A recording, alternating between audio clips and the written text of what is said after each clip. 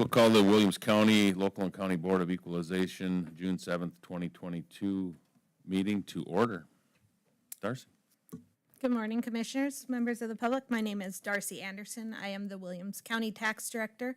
I'm here with members of my staff. I have Leah Heine, Ashley Cragen, Christy Gutierrez, and Shauna Page is running the computer in the back. Today I have before you the 2022 assessment report for Williams County, which includes specific information regarding the assessment as well as general information about our process. The assessment function is governed by North Dakota state statute and for property classified as residential or commercial, true and full value is its market value. This is what we set our assessments at. Market value is the price a property would bring if it's offered on the open market to a willing buyer and a willing seller for a reasonable length of time. We are historians as assessors, and we measure the market based on the sales which have occurred previous to the assessment date. We follow the pattern set by real estate market between January 1st and December 31st of 2021. The sales that occur within this time period each year are closely scrutinized by our office. Evidence suggesting a forced sale, sale of additional personal property, the sale to a relative, or anything other than an arm's length transaction requires the sale to be discarded from the sales study. In setting our assessments, we often refer to the sales ratio. This is the relationship between the sales price to the estimated market value, or the assessment. North Dakota state statute requires for all classes of property a median ratio of 90 to 100%. State statute also requires our office to send notices of increase to all property owners whose property increased 10% and $3,000 over last year's assessment. This year there were 1,012 notices sent out compared with 954 last year. For residential property, the sales prices increased a little bit over last year's. The average sales price was $293,132. There were 145 usable residential sales compared with 131 the previous year. Residential properties in Williams County sold on average 10% higher than they were valued. The overall sales ratio for residential properties was 91.1%. As this is within the state's guidelines, no overall increase in valuation was needed. However, we did analyze the areas and styles of construction to match their sales. Residential true and full value increased $23,314,210. Almost $20 million of that was added from new construction. When we talk about manufactured homes on permit, they are a little bit different than real estate. They are assessed in the same process, but they're assessed in December, and we send out the tax bills, or the Treasurer's Office sends out the tax bills for the coming year rather than real estate pays at the end of the year for the prior year. This year there are 974 mobile homes on permit in the county. For our commercial sales, we are required to have at least 30 sales, and in the absence of adequate market, 2020's data has to be considered as well. The overall commercial ratio is 94.8%. Of the 32 sales considered usable, 20 of those sales occurred during 2021, and the analysis of these sales indicate a ratio of 100%. Commercial true and full value increased $9,774,170. Over $4 million of new construction was added to the commercial valuation. We continued our partnership with Thomas Y. Pickett & Company to assess the industrial sites and saltwater disposals within the county. Under advisement from our legal department, we discontinued the practice of separating the saltwater disposal values to a separate parcel number. The value of the structures was placed on the parcel of land that the disposal sits on, and the company is entered as an interested party on the tax system. We also In addition to the sales approach, we also use the income approach for the apartment buildings in Tioga City, Missouri Ridge, and Tyrone Townships. We send out questionnaires to the owners and managers, and of the 28 apartment complexes, only 5 returned information to our office. We also incorporated online advertising rents and directly surveying the managers. And that's the table shows the average apartment rates for the small complexes and large complexes, and we do have a sliding scale within those for quality. For vacant land, which does not include agricultural land but is usually a subdivision or a sublot with no improvements, there were 17 vacant lot sales with a ratio of 93.51%. As we move on to agricultural land, it is not valued in the same manner as residential and commercial properties. It is not assessed at its market value or what it would sell for. Instead, it is valued on the Department of Agribusiness and Applied Economics at NDSU based on a computer model, and by law becomes the true and full value. All ag land in Williams County is digitized on a GIS system and valued by soil productivity with adjustments made for fenced pasture, saline, alkali, and inundated land. In Williams County this year, ag land values did not change. And you can see a lovely chart showing the last 10 years.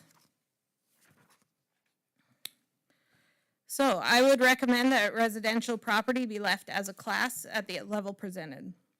Residential property is assessed at 93.46% of market and would need an increase of 7% to reach the statutory level of 100. The State Board of Equalization allows a 10% tolerance level. For commercial, I would also recommend that commercial property be left as a class at the level presented. It is assessed at 98.59% of market and would need an increase of 1.43% to reach its statutory level. And agricultural land, I would also recommend be left as presented. The agricultural property is assessed at 95.78%, and this would need an increase of 4.41 to reach the statutory level of 100. The next couple pages are just some information for your review. As the city of Williston is in excess of 5,000 population, it is not included in the statistics for Williams County. So all the numbers presented to you today are excluding the city of Williston's valuations. The front of your report shows a map that shows the assessment districts that each assessor in our office is responsible for. We have no local assessors anymore. The last one has retired. So we are now assessing Williams County entirely within our office. We also use a commercial or computer-assisted mass appraisal system for all of our residential and commercial properties from the Vanguard program.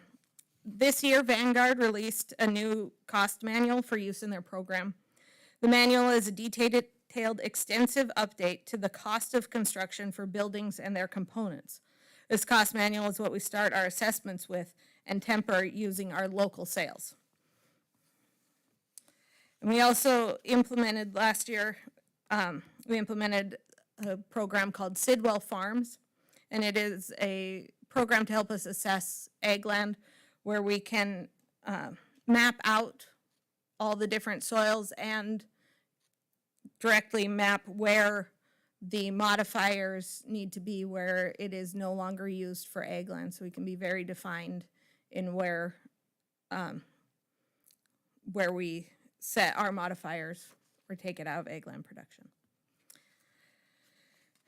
Next, we have just a breakout chart of the true and full values, which how it's broken into commercial, residential, ag land, and exempt.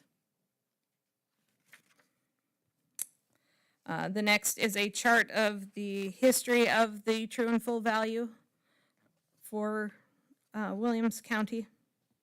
You can see we increased 8.72% overall.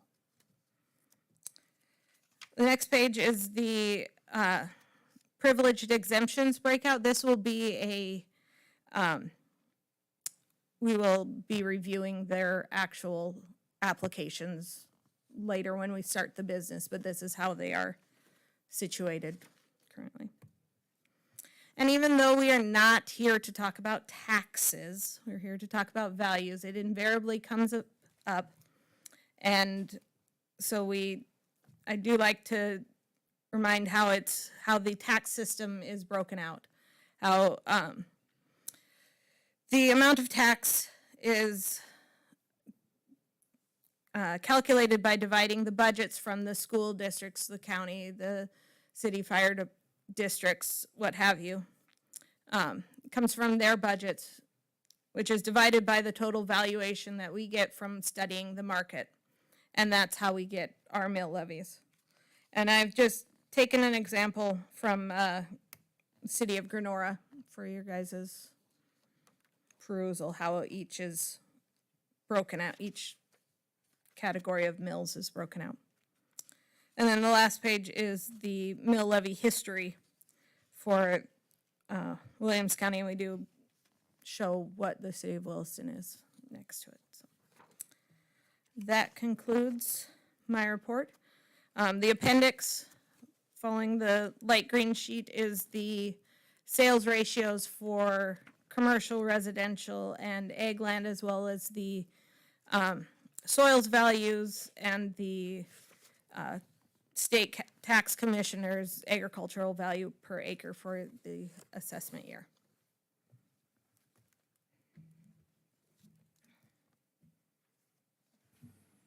Thank you. Any questions for Darcy? Just one. Darcy, just help me out here. On the commercial, does commercial include industrial? It does. Okay. There are only 3 designations of property as defined by North Dakota Century Code. There is residential, which has to be used for a residence. There is agricultural, which is defined. There are quite a list of definitions for agricultural land, and anything else is commercial. Okay. So everything minus the city of Williston, it would be 3.4 billion, roughly, approximately, I should say. Okay. Yes. Yep. Do you have, do you have a generalized or a final number for the city of Williston as well? I do. I brought my.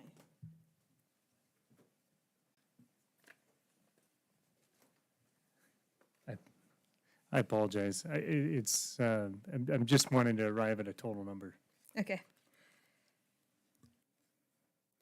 So the total value for property in the city of Williston is $2,990,550, or $2,990,551,520. Thank you. I memorized that. Can you say that number it was- again? Because that didn't sound right to me. It was 2.9 billion if I. Yeah, right? not 200 billion. Right, I was gonna 2.9. say, wow, things have really Right, grown. no. I must have missed No. something. 2.9 billion. Okay. And I do that for my own benefit, but it puts things into perspective when we start hearing about investments of 2.8 billion for Saralon, for example, Right. and 1.9 billion for this data center. I mean, these are really, really big numbers. Right. So total between the county and the city is almost 4.8 billion.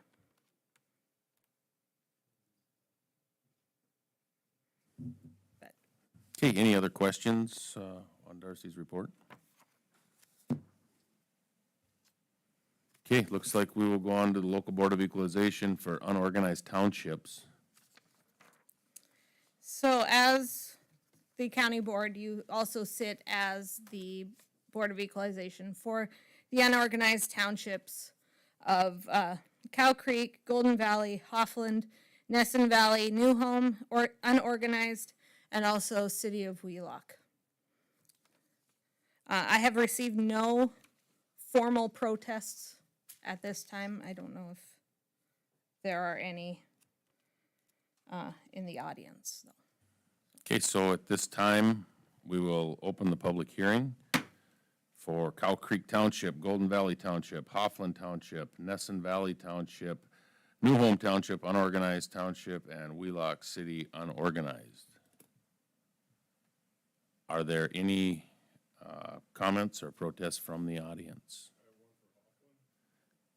Okay, you can come up, introduce yourself for the record.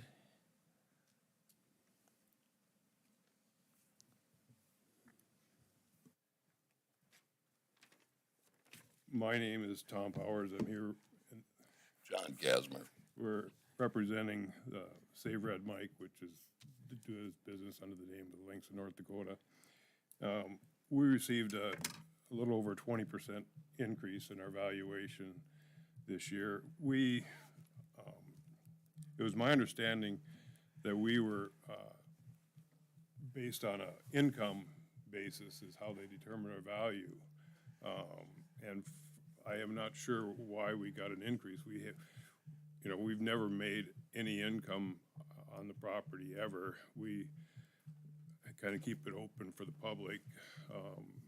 We think it's good, but we eventually have to, we can't keep feeding the pig, and so we're watching every expense, and to value it at something, if we were to sell a property, we couldn't sell it at anywhere close to this. In fact, we couldn't find a buyer. We've even tried to donate the property as long as it would stay active as a quality golf course. In fact, we'd be open to putting it part of the Parks and Rec at the county level, I just want to see it for the community. But the value, going up 20%, I don't understand how it can go up 20% when we still haven't made any money and probably never will. And we came to you a couple of years ago and worked out some kind of a deal, that our taxes would be at a special rate, because the idea that, we have not, we're doing this for actually, for a better word, a donation to the county and to the city. There's a few of us that have got together to keep this open. We are something that everybody uses in this place as far as when they talk about fundraising or economics. We do give back. I mean, this place gives back over $500,000 a year to local charities. I mean, we are a venue that people use in which to do that. We do serve a purpose in this community. I mean, if you go to any advertisement for this area, one of the things they use is the Links of North Dakota. We have kept this up to be a viable deal for this county and for the area. We are number 40th in the nation of public courses that could be used. We are tied with Torrey Pines of California.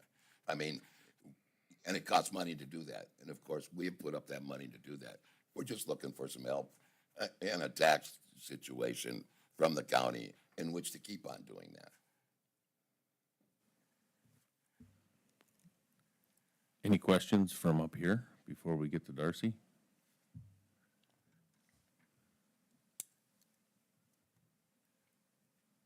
No? What did we do last time? In the past, we valued this on the income method. You're going to have to get a mic. Yep. In the past, this property has been valued on the income method. Haha, thank you. And it was our intention to continue and do this. We would like to ask the commission to give us the opportunity to take a look at this valuation. We were not intending for an increase on this property. Well, that's pretty simple then. Let's go. We have sent this information. Yeah, I sent information. Our tax return and Absolutely, this organization has been very cooperative with us with giving us their data, and we definitely wanted to, and we intended to keep this valuation in line with last year. All right, thank you. thank you. Is that acceptable? Yes. Okay, appreciate it. Well, I mean, of course, you can lower it even further.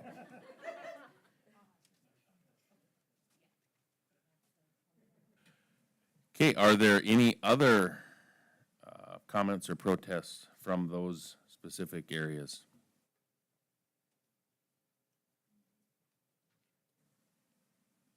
Final time, any other protests or comments from those townships?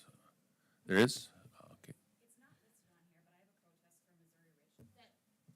Missouri Ridge is not unorganized, so you will be later. Yep. Yep.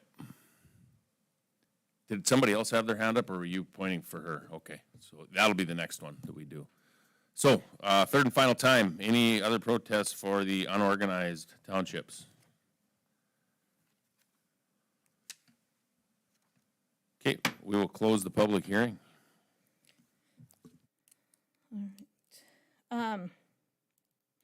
I would ask that you guys, I would recommend moving the Red Mike property back to the 2021 valuation. And for your, yes, I need motions. Okay, we would accept a motion if somebody was willing to make it. I will make a motion to move the valuation for the Save Red Mike property back to the 2021 valuation. Is there a second? Second. Okay, any discussion on the motion? And, I mean, that's based on the income. The income, yep. The information that you received. Yep, yep. We're unsure of why it would have gone up. It shouldn't have. So. Okay. No other comments? Can we get a roll call vote on that, please? Barry? Yes. Steve? Yes. Corey? Yes, Bo? Yes. motion carried. We do have some corrections to bring before you for the unorganized townships. We found an error in our mobile home assessment, not the mobile home improvement, the mobile home on real estate parcels. We found an error in our tables, and so we need a correction. That's the the next list is the mobile homes in those unorganized areas. So, and there's a finding and a motion to be read.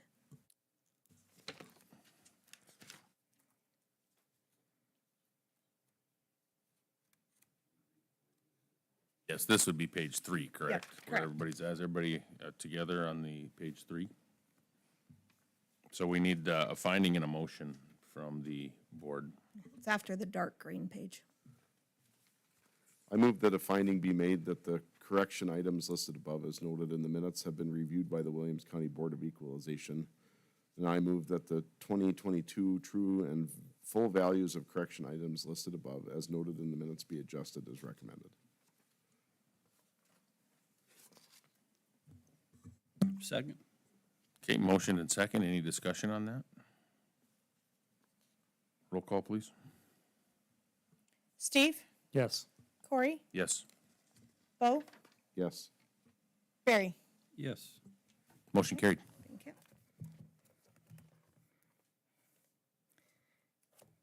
And that should be it for unorganized? That is, yep, that is the end of the local Board of Equalization for unorganized townships. Okay, now we're going to move on to the County Board of Equalization. You don't need to do anything before we open the public hearing.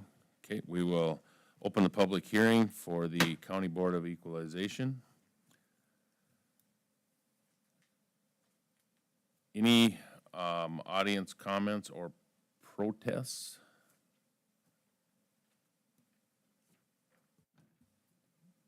When you come up, please just introduce your full name for the record. Good morning, Commissioners. My name is Mark Barstead. I'm on 205 Blacktail Drive. I did go to the township, had a lengthy meeting out there. The only answer I got, my value went up $38,000 and met with Darcy. The only answer we got out there is they said, you got a nice garage. Well, I'm sorry, I'm in construction. I don't know how you get 38,000 above an already assessed garage value. Never did get an answer. We were supposed to have a meeting before this and never got any calls back from that either. Couple questions I had on it is the township went to make a decision on it and were told they could not make a decision that evening to adjust it, which I'm wondering why Dave Trucker went to make a motion, you said that wasn't one they can make a decision on. And I was just wondering why I went to the township meeting if that wasn't something that could be decided there. The second question I have is, to my knowledge, I've never been notified, or nobody's ever been to my property to tell me what a nice garage is compared to a normal garage. As I read in this, I believe you call it state statute, it says you're supposed to be notified in mail that they want to come to your property and look at it. And to date, I've never received anything on it, or I don't know how they know I've got a nice garage.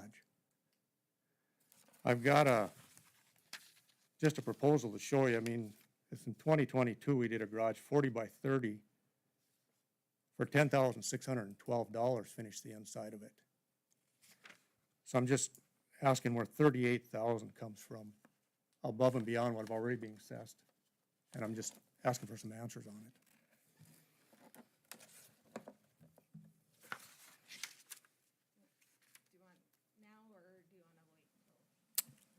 Which way do you want to do it? I'd just soon have an answer now, or I'll get confused. So, the information that we received about, Mr. Barsted's garage was from the River and Ranch magazine. And part of the new manual that Vanguard put out is that they now allow for finished, actual details of finished garages. Before it was just, is this in good, bad, or average shape? Well, now we can actually put in that, yes, it has insulation, yes, it has heat, yes, it has drywall finish, it has all these other qualities that we weren't able to account for before. So that's in our cost manual. Those are the prices. And So was the garage there, the was garage, it previously assessed? yes, the garage was previously assessed. It was assessed as an above average, but that was as good as we could get it. And that was also before we saw the spread, so.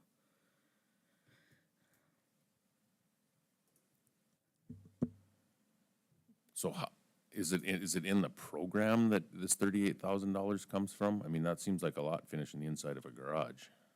Yeah, so that's part of the tables that they've got built in, and then when we have adjusted it for sales in our area.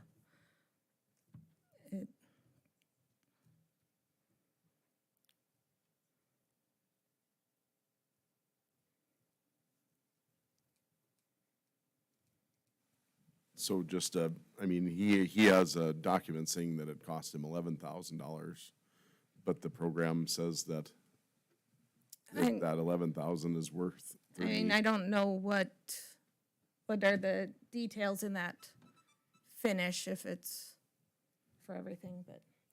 And I'm sorry, I just pulled it, excuse me, I pulled it up because we're in construction. And I'm just having a hard time justifying $38,000. So I just pulled up one we did in 117 of 22, 30 by 40 garage. Insulate sheetrock outside walls, vapor barrier, below insulation to R49 in the ceiling. Sheetrock 5/8, ceilings and walls comes up to a total of $10,612. You know, I guess I have a problem at 38. I don't know how you come up from a garage that's already being assessed as being sheetrocked and finished inside, and just saying because it's nice, another $38,000 for, $40,000 because it's nice. Well, let me just ask a question, Mark, because you did a wall in our shop that burned down, and I think it was a one wall separating two units, and that was like $25,000. It could be, but I think that wall was like 24 foot tall, if I'm Yeah. not mistaken. Had to be built a lot stronger than normal, fire blocking in it. There was a lot more stuff into that. Gotcha. I appreciate clarifying. It's expensive to do anything these days, it seems. Yeah. And the thing, I can let some of it go, but I mean, every year last year was 20.62, the year before I think was like 10 point something. Every year I think we averaged out the last 5 or 6 years, it's like 10% plus every year, and we're not doing anything to the property. I mean, where does it come to an end? If it was going the whole lake wise, I can see it. But anybody that was at the meeting with us, there wasn't anybody else there that even got raised. So if mine's gonna go up 10%, why wouldn't the whole lake go up 10% all the way across the board? I haven't done anything to my property in years. It's the same property it's been for, I think 5, 6 years ago, we did some remodeling on it. Cost of living and stuff, I have no problem paying that, but it just, after a while, it just gets old. The value keeps going up and up and up every year. And that's my main beef.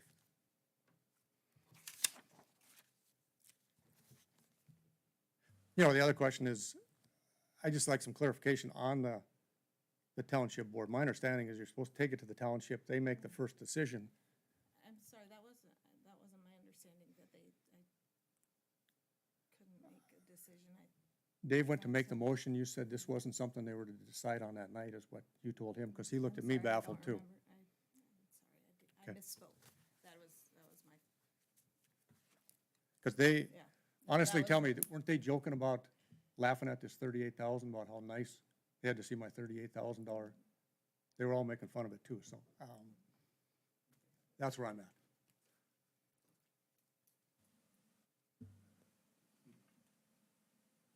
Well, it is, I mean, this meeting is, it's not really about taxes, it's about equalization. And I'm assuming there's probably some pretty nice properties around there also. And if no one else increases, I mean, is that we're supposed to equalize, so. Where do we go from here? I was guess? just gonna ask the same question, because it is about equalization. I'll put you on the spot, Darcy. What is an option to equalize this situation?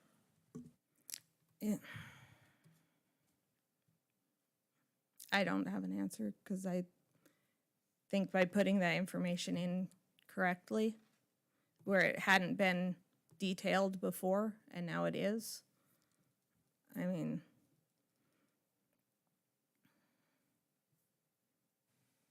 but,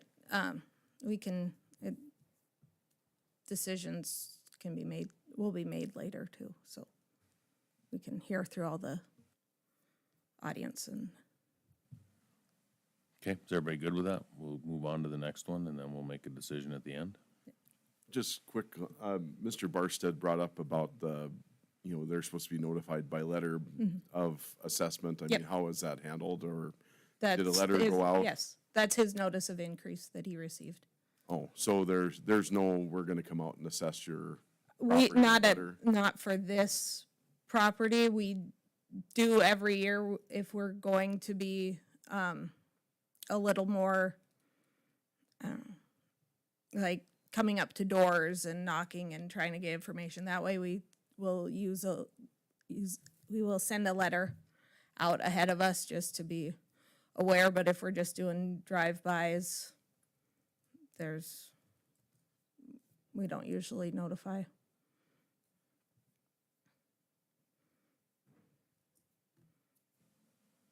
Okay, are there any other people from the audience that have comments or protests?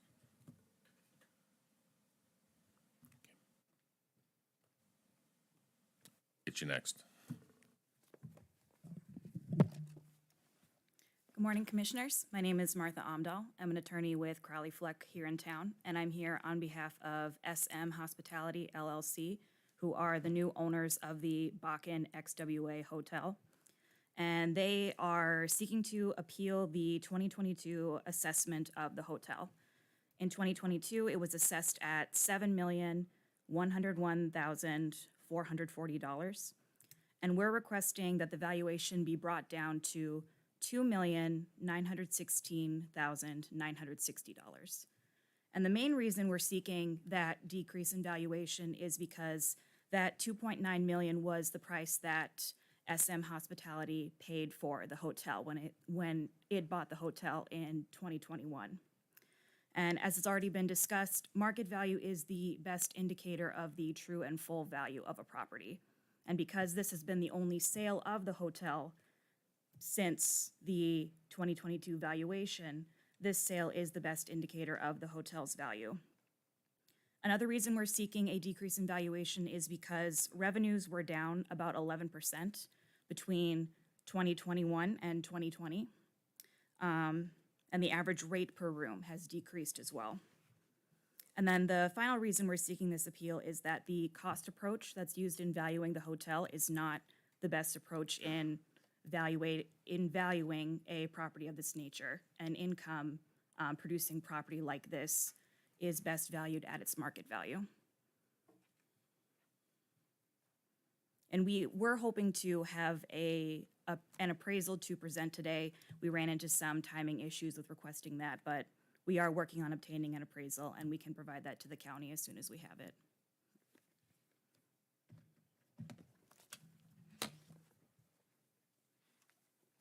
Any questions?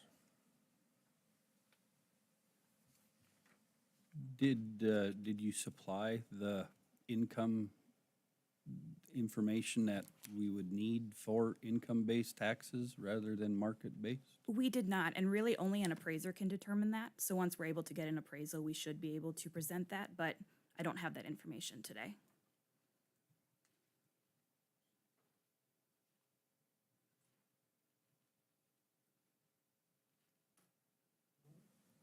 Any other questions on this one, guys? No. Thank you. Thanks.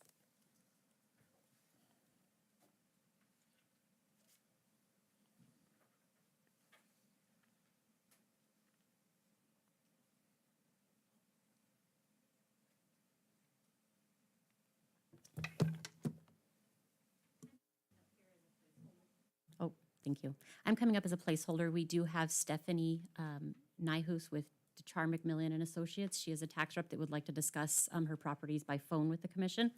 She will be representing RCS. They have properties of Southridge Apartments, Fair Hills Apartments, as well as, I believe it's RCS 805 West LLC, which is the old Baker Hughes campus across from the other old Baker Hughes campus that's now Halliburton. The one that is not Halliburton is the one she will be representing today. But we do need to call her because Is it gonna be a second? Because we have one other person in the back that was ready to go. that's a good question. She's ready to go. So can, Whatever Lindsay wanted, Lindsay asked me to come up and do a placeholder for her.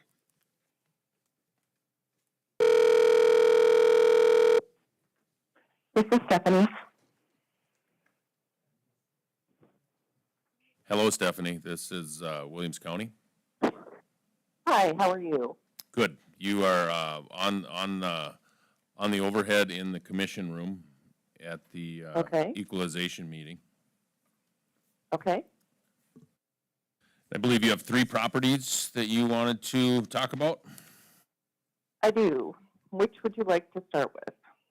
Let's start with Southridge. Okay. Let me just pull it up here.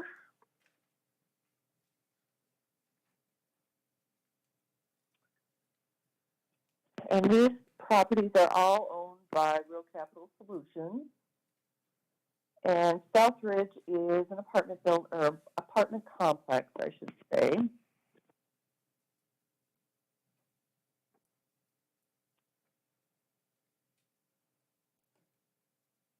And it consists of several different buildings, but it has a total of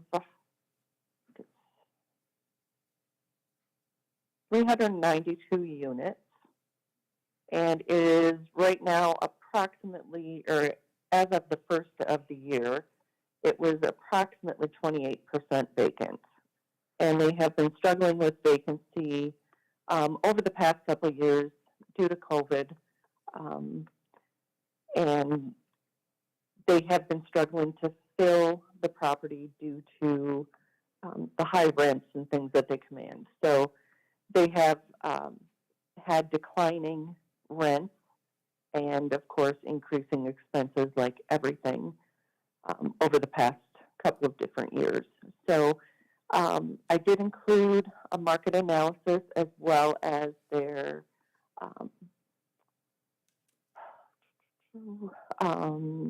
income and expense analysis showing that their net operating income has generally been up and down over the past few years, but over the past 2 years has really significantly declined from 2.4 million down to 1.9 million in 2021. Sorry, the 2.4 million was in 2021, and roughly 2 million was in 2020 due to COVID. The average of about 1.9 million was from 2017. So using the market parameters, I did do an income analysis, roughly 392 units, estimated 5% vacancy, or 5% additional rent, sorry, using the 28% vacancy, roughly 50% reserves and expenses, and a 6.8% cap rate loaded for taxes of 0.9%, gives us an overall cap rate of 7.75 and an indicated overall assessment of $18.2 million, which is about $4 million less than the current assessment.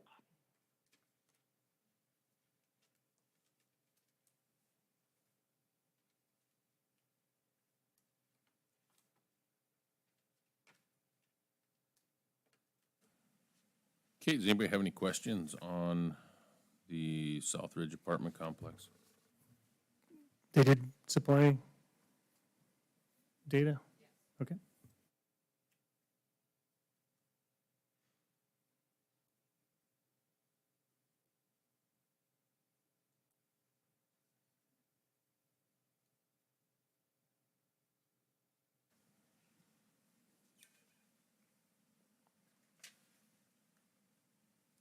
Okay, let's move on to the Fair Hills apartment and go through that one too.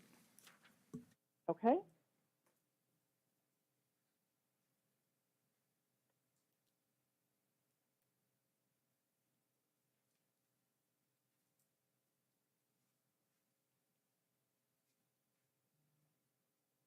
This one too has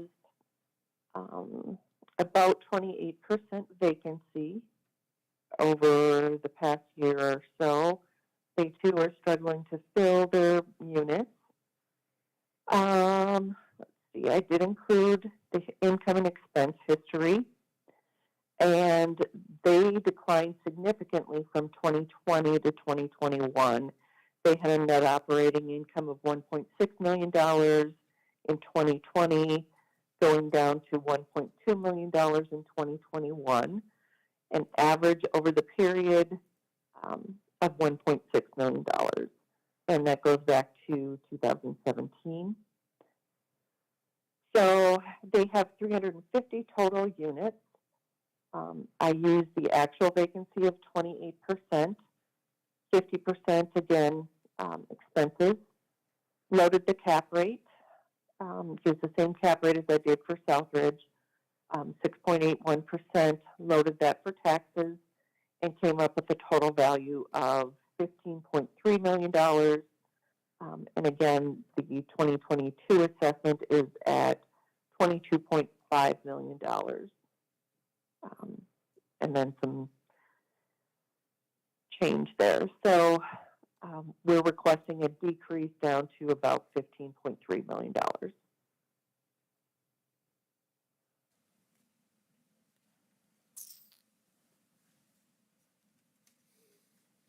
Any questions on that one?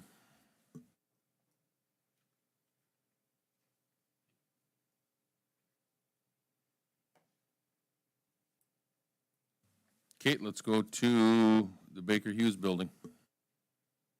Okay. This building was purchased by RCS in 2021, and it remains vacant to this day. It was purchased in April for $7 million. Cash transaction, there was no appraisal or anything done at the time. They have been trying to lease the property at about $15 per square foot, triple net. However, they have not yet had anybody interested in paying that rental rate. according to my contacts at RCS, they have had a few offers at $12 per square foot, but so far they have been unwilling to drop the rental rate to $12. One of the issues that they have with the property is there's a lot of very expensive excess office space, and many of the tenants don't have a use for that much office space. So they are unwilling to pay for that office space, and they just don't have a need for it. And then we have run across this in many of our properties across the country. A typical industrial building will have anywhere from 3 to 5% office space. This one, I think, has somewhere close to 15 to 20% office, and office generally rents for higher than industrial space. So we find typical tenants are not willing to pay for that extra office space. So it goes unused, and they're just not willing to pay for it. So it devalues the property rather than adds values to the property. But the best indication of value for a property is going to be an actual sale of the property, and that's why we're requesting a decrease to no more than $7 million for 2022, since the property just sold in 2021.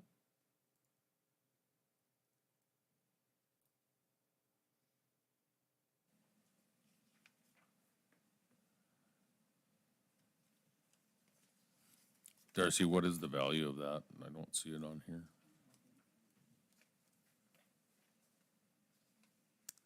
It is $16,127,620. This is in your formal protests page that you received, so all the.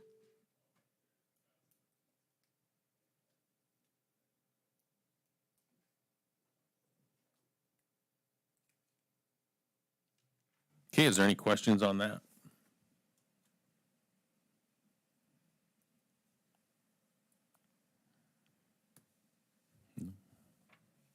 Okay, thank you, Stephanie, appreciate it. No problem. Thank you very much for your time. We will move on to the next, I think we have one more out of the audience. Come on down. Oh, it looks like we got two. I was pointing at both of you. I got her coming first, Hal. I had told her twice, sorry, we'll get you. Sorry, I need a little more space than the podium. Just got to make sure that one you have to push the button to talk. Sounds good to me. I have a, Can you state your name Oh, for I'm the sorry. record, please? Good morning, Commissioners. My name is Rachel Martz. You may know me as Rachel Venture. I'm a writer for the Williston Herald. Rachel Venture is obviously a pseudonym that I've kept pretty close to the chest for a long time now, so it'd be cool if maybe that stayed that way. I live at 2314 University Avenue. I bought it at the beginning of 2018. It was recently assessed at, let's see, yeah, it was recently assessed at $240,390. I just have a couple of questions. I heard Darcy say that they're just doing drive-bys. Is that true? As far as assessments are concerned, are people just driving by and snapping pictures and calling it good? No, we do have pretty detailed information from prior years and back. And when we do our drive-throughs, it's to update our information. So we are stopping, we are looking and making sure that our sketches look right, our details from the outside look right. And then we compare it to similar properties that have sold, and that's how we assess. Okay, can I ask how you got to this particular number?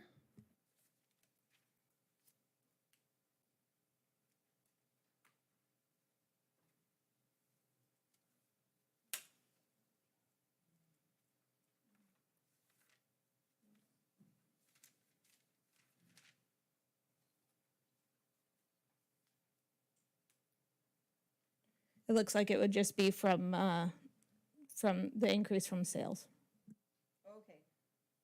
Can I ask who inspected it? Who did the drive-by or what? That still happened though, right? Somebody physically looked at the house, right? Correct. Can I ask who did that? Shelby Evans, sir in charge. And she can provide proof with metadata backup that, what day that happened and everything, like the pictures and everything will back that up? I guess I'm curious as to where are we going? I mean, this isn't an inquisition on the assessor. What are you trying to get at? Well, I'm curious how that number was reached at all because my numbers are gonna be vastly different, and so I'm just curious how you guys got there before Well, I tell you how I believe got where mine got. I believe that was answered when she said it was through the sales. Please push your mic button. I understand it's the 8.72% increase, right? That's what I understand? If that's what's on there, yes. Okay, so I bought my house then at 193,000. There was that hailstorm, right? A lot of people got new roofs. Most people had their insurance company pay for those new roofs. I had mine done through Aspen Exteriors. And I had one of those little permit things, the pink and yellow ones you're supposed to display up front. And so Aspen Exteriors came through, did my roof, and I understand there's supposed to be some signatures on that remained blank for a long time. Now let's see, I had that done. Can I interrupt for a minute? We do not take into consideration new roofs. We do not see that. Oh, no, that's fine. I'm just saying, so your new roof has no input on your value. Oh, no, that's fine. Believe me, it's not gonna be an increase. So the roof was put on it was supposed to be put on in August. It didn't actually make it on until the end of September. And it was put on incorrectly according to Scott Lawrence, who is a local contractor. He also works for Saban. I'm sure some of you know him. And it has been allowing in quite a significant amount of water damage, which has also led to some mold buildup. It was funny, I didn't know any of this was even going on until a very, very polite stranger drove by my house and was like, "Did you notice that your roof on your garage is starting to sag?" He told me that he drove by my house every day and he just noticed that my garage roof was getting lower and lower and lower. And so we had Mr. Scott Lawrence come out and he told me that my roof was installed inappropriately. And that I'm not a roofer, so I can't explain it as well as he would. But from my understanding, the alignment of the shingles is not appropriate for these weather conditions, and it has been just letting water pour in to everywhere that they replaced the roof, which is my entire house.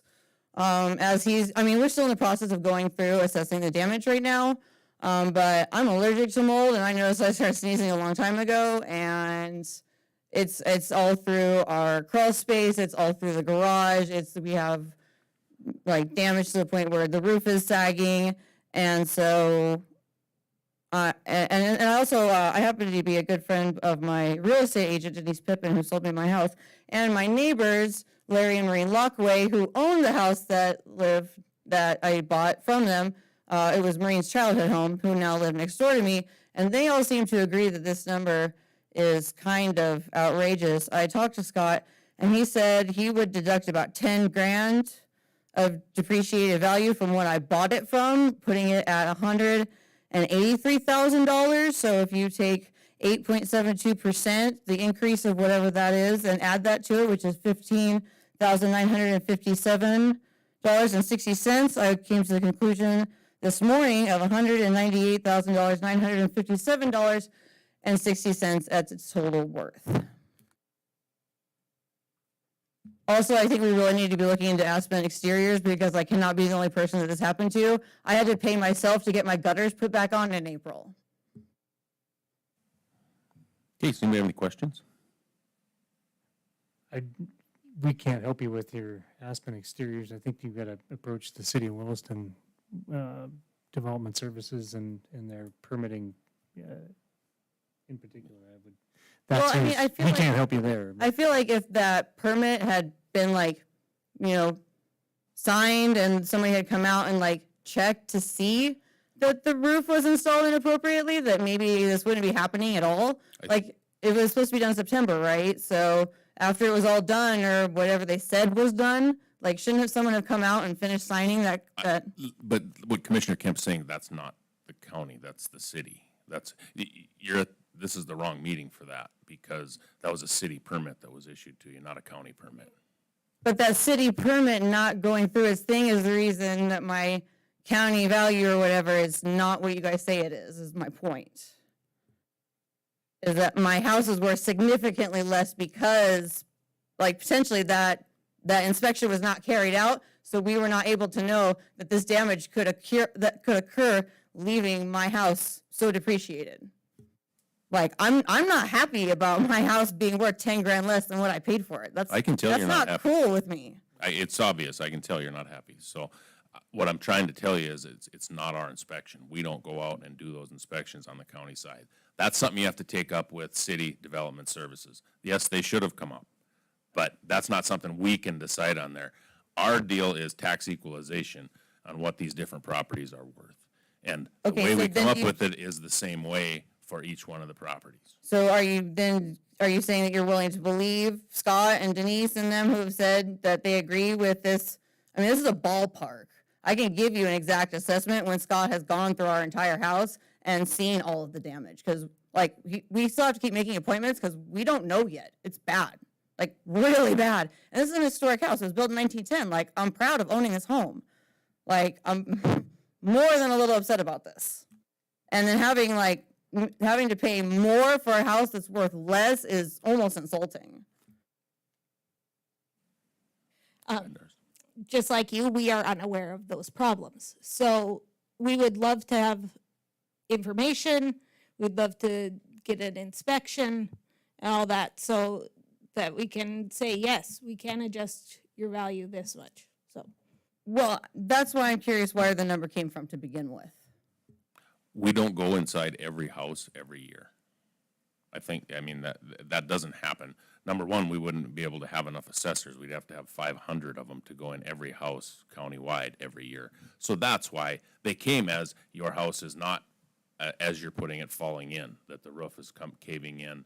And that's two people's opinion, and what we'll have to do is there'll have to be an inspection to show that these are what happened.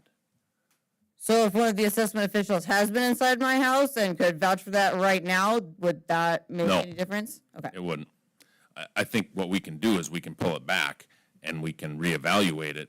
I'm just trying to be, I mean, it's equalization. We're trying to be So- fair. Darcy, am I So wrong? you could direct our office to have an inspection, work with you, get all the details, and then we will bring it before the county commission as an assessor's error at a regular board meeting.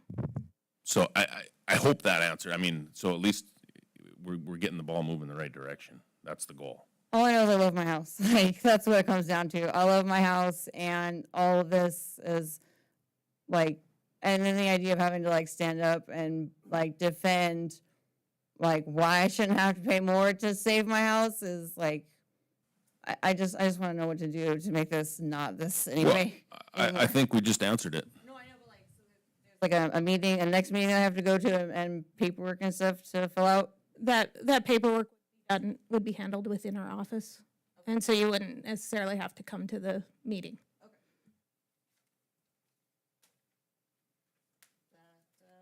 I guess seems fair. Okay, so do we need to do that right now, Darcy, to say that, or do we do this at the end? When we do all the motions for all the people who have presented Okay. today, then you can make Do that that at the same motion. time. Yeah. Yeah, and just to be clear, you just have to be willing to allow the inspector in your house to see the issues. Okay, well, I mean, forgive me, but I have a professional contractor looking at it right now.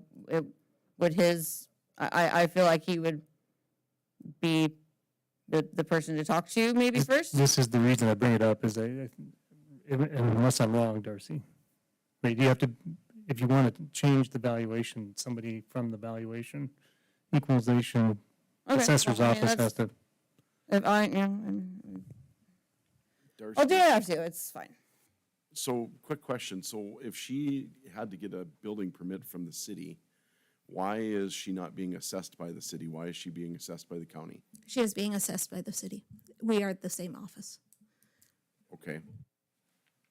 So, Just like how any of the township people can come after they've had their local, the city has had their local, and so anyone can come to the county as well.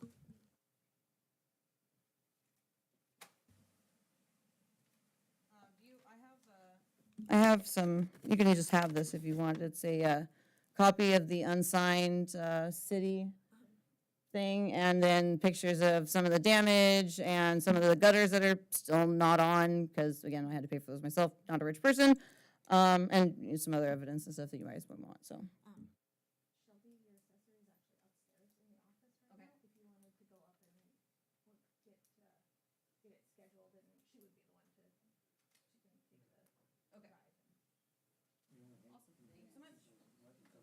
Thank you.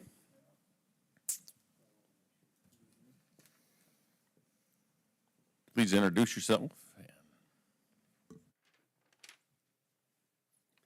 Al Hickel.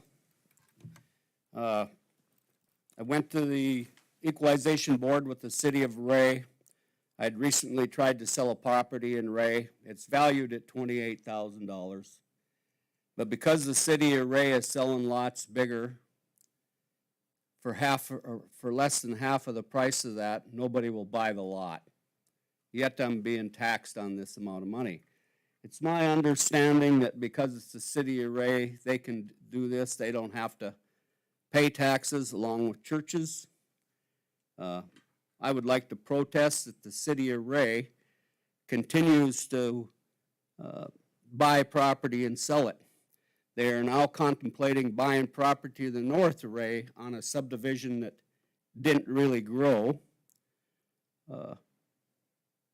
Then once again, they will be selling the property, undervaluing everybody else in the city of Ray. That's Ray. The next one, Equality Township. Now, because I'm a patriot, I'm also a scoundrel, but that comes from King George III's parliament member.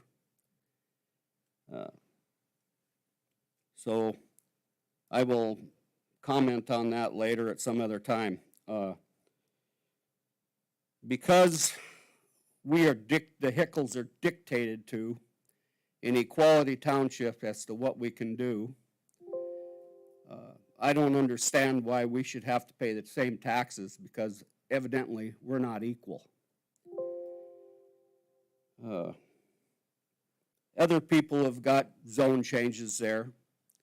One in particular across the road from me is for a hazardous waste site on Tom Wheeler's land. Now, does this devalue my land because there's a hazardous waste site next to it? Then I would like to ask about privilege exemptions, because most of the land in Equality Township is owned by my father, who was one of the greatest generation, a World War II veteran, and he's the only one left.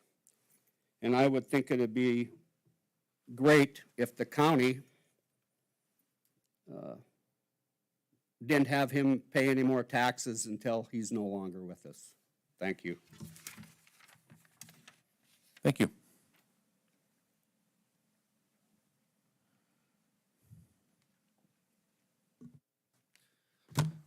Your Honor, Commissioners, I'll be brief. I did submit a written protest on behalf of two property owners. Better tell them your name, though. I know you, but you got Jordan Everett with the First Seth Olson and Everett Law Firm here in town. I'm appearing on behalf of Dennis Bellett as well as the Pankowski Trust, and this has to do with saltwater disposal wells.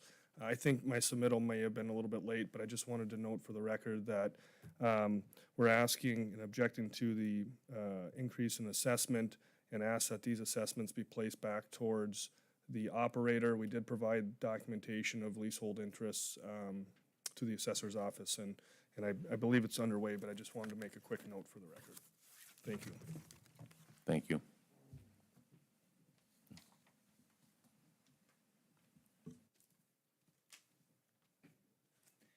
Kyle Haas. I got two items that I think are wrongfully assessed on my property. One, the post frame building I built in 2020 got rezoned to residential.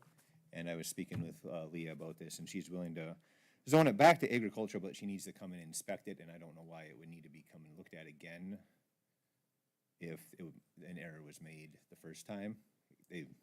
So I just built a post frame building, and for whatever reason, it got zoned as residential, even though there's no residential within miles of the area.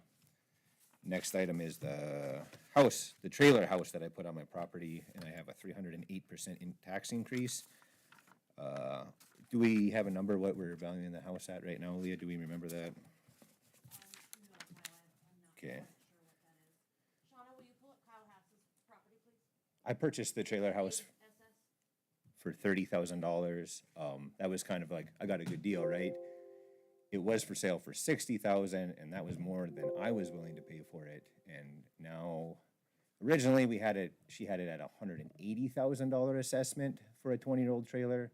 I think she brought it down a little, but I still think it's just very frivolous, as it's a 20-year-old trailer. There's the post frame building, and there's my 20-year-old $180,000 trailer house. So I'm just looking to get fair valuation on that, which I believe is near 60, not 180,000.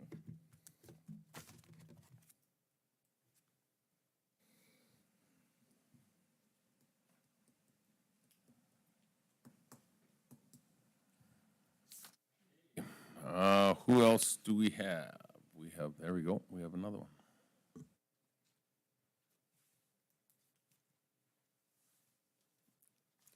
My name is Linda Granby. I bought this property on a bid. I know I bid way too high. Last year, they wanted to increase it 34%. I came in here, it went down. I feel like what they want to do is, because they didn't get the 32%, they're going to raise it and get it now. This property is part of Trenton Township. Its address is 14048 48th Street Northwest. The property had a lot of damage.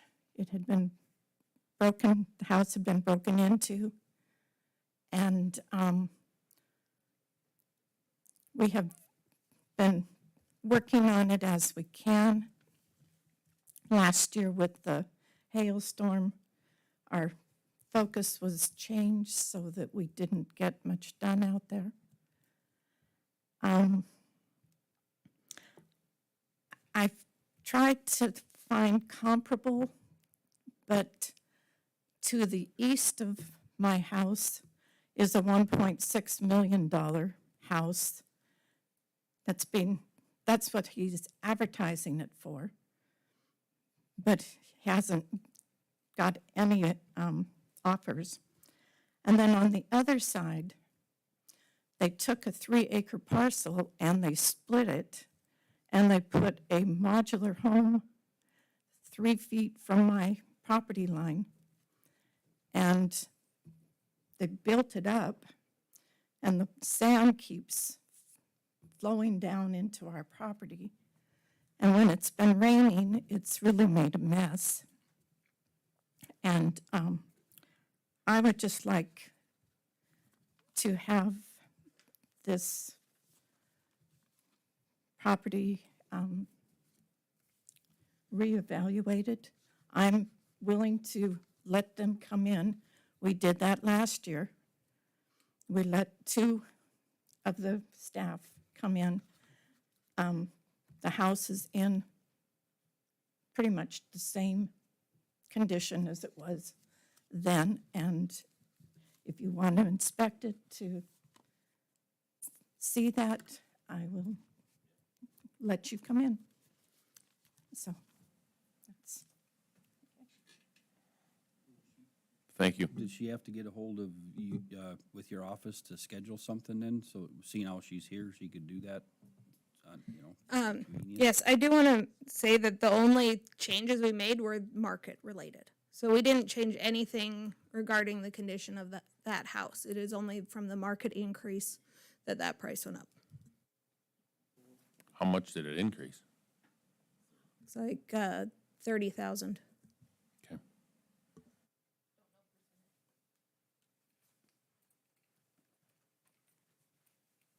Commissioners, my name is Garth Shuey. I'm an attorney with the Crowley Fleck Law Firm. With me is Tom Rayner, who is an appraiser that we've retained to basically appraise the property. We realize that in any appeal, that's an important element, especially on a property like this.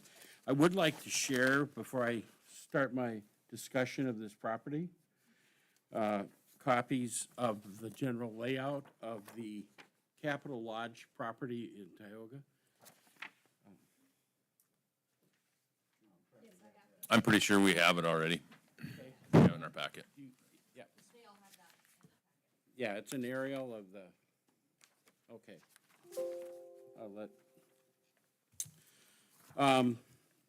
The property we're talking about is roughly, I think, 78 acres located along Highway 2 southwest of Tioga. The property was originally developed as temporary workforce housing and originally was for up to 2,100, would house 2,100 workers. As you can see from the map, there were basically two components to the development. The I guess for lack of a better word, the trailer park or mobile home park up in the northwest corner of the property, and the man camp itself, or the temporary workforce housing, which occupied an area of about 31.41 acres. The Capitol Lodge, who the owner of the property, basically sold, well, didn't sell, they developed the property and closed their doors in 2016. That's in the late 2016.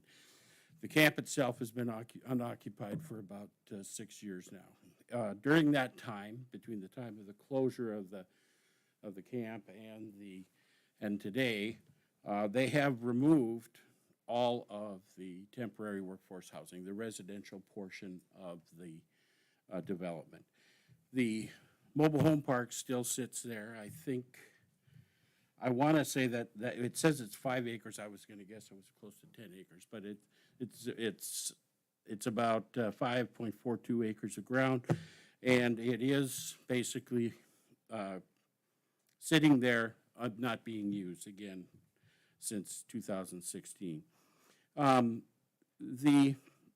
The current assessed value of this property is about $5.8 million, and as you look at the taxation of this facility, there really hasn't been a lot since it's changed in the valuation of this since it was closed in 2016. In fact, you've seen modest increases in the tax assessment on this property. And then last year, I believe it was about, Darcy, was it about 400,000 that it came back from, what was it, 6.2 to 5.8 or something like that? Does that look right? Yeah. Trust me, I'm growing old. I cannot see that even with, I'd have to put special glasses on. So, but anyway, is that what that says? Yeah. I'm working off my memory, so my memory's generally pretty good still. But anyway, and like I say, that's a little bit surprising because in the meantime, all of that, as you can see from the aerial, all of the temporary workforce housing has been removed from the property, and all that remains right now are a water facility on the east edge of the property. There was that canvas structure that we're all familiar with, where they had their recreational, their food service, their offices in. The restaurant or the food preparation area, that little building off the corner of that canvas structure, and then those two other structures behind it, which were basically storage facilities. And when we were visiting, I think it was it Leah who was at the Board of Township Supervisor meeting? Yeah, it was, Leah was at the meeting, and she shared with us basically the approach she used. She used what I call the sum of the parts approach to the value of it. Well, I've got a building here, and a building like that countywide would be worth this. And I've got a building here, and, you know, so she took all the sum of these parts and somehow pushed it up to that 5.8 million. And then a lot of that value resides in the value per acre of the commercial property. We have retained an appraiser, and that appraiser is present with me today. His name is Tom Rayner. He may be familiar to some of you. You may have worked with him before. Tom did walk the property yesterday, and I think the issue here is highest and best use. When that property was developed, it was a special use property. That property was developed as temporary workforce housing, and everything in that property related to its function as temporary workforce housing. For example, that building on the east end of the property, that's where the Ray Tioga water dead ends, and of course you go onto the property, and that's where their water facilities were. They had storage tanks there, pumps that would pressurize the water that was delivered to the housing and to the rest of the food service areas. The two buildings behind the canvas structure, they were basically for goods that were consumed in connection with the operation of the facility. The restaurant service area has been gutted. There's no stoves in there. There may be some ceiling fans, I'm not sure, but basically the structure, there's nothing there. The canvas structure, you know, the point I'm trying to make here is it's part of an integrated whole. Everything there was designed to basically assist with the operation of the camp. Another example would be the two sewage lagoons. Well, 2,100 people is a lot of people. And I can understand why the state required them to have that type of a system. But that's over-engineered for anybody else. There's nobody else who would probably ever use those systems that would say, what am I going to do? It's going to cost me less to put in a septic system than it would be to basically re-engineer those sewage lagoons so I can make use of them. In fact, I would suggest they probably represent a liability at this point because the state's going to make them do something with them, I'm sure. I do have a couple questions. Darcy, did I understand that this is zoned heavy industrial? Is that your understanding of the property zoning? Yes, it is. And what is the status of the CUP? I don't really have it. Is there one? That is not in our office, so we don't know. You don't know, okay.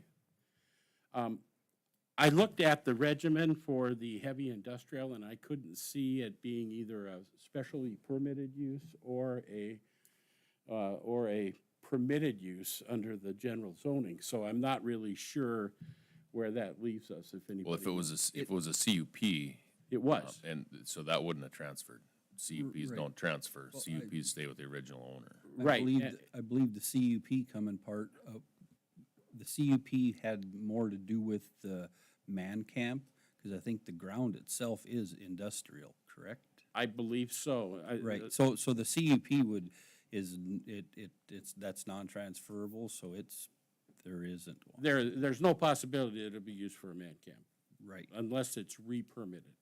Correct, and that'd be a tough road. Yeah, I can understand that. We have a lot of man camps in Williams County, and a lot of them aren't doing very well. So I guess what I asked Mr. Rayner to do today is I want him to talk to the issue of highest and best use, because we are essentially dealing with a valuation approach, and I understand the valuation approach that's urged by the state on county assessors. You know, it's one size fits all, right? But it is essentially a valuation question. And when you look at the case law in this area, it's clear that it has to be done. They follow basically the same general rules that any appraiser would follow in terms of. In fact, most of these battles are fought on the basis of appraisals, at least in most jurisdictions. A lot of times it's like what happens today. People can't afford appraisals. And so what do? They basically come here, plead their case, and hope that they get some relief from this board sitting as an appeal board. But I'd like Tom to just speak to the general condition of it. He is going to appraise the property. Now, I can't guarantee, we've had a dickens of a time finding an appraiser just because they're busy.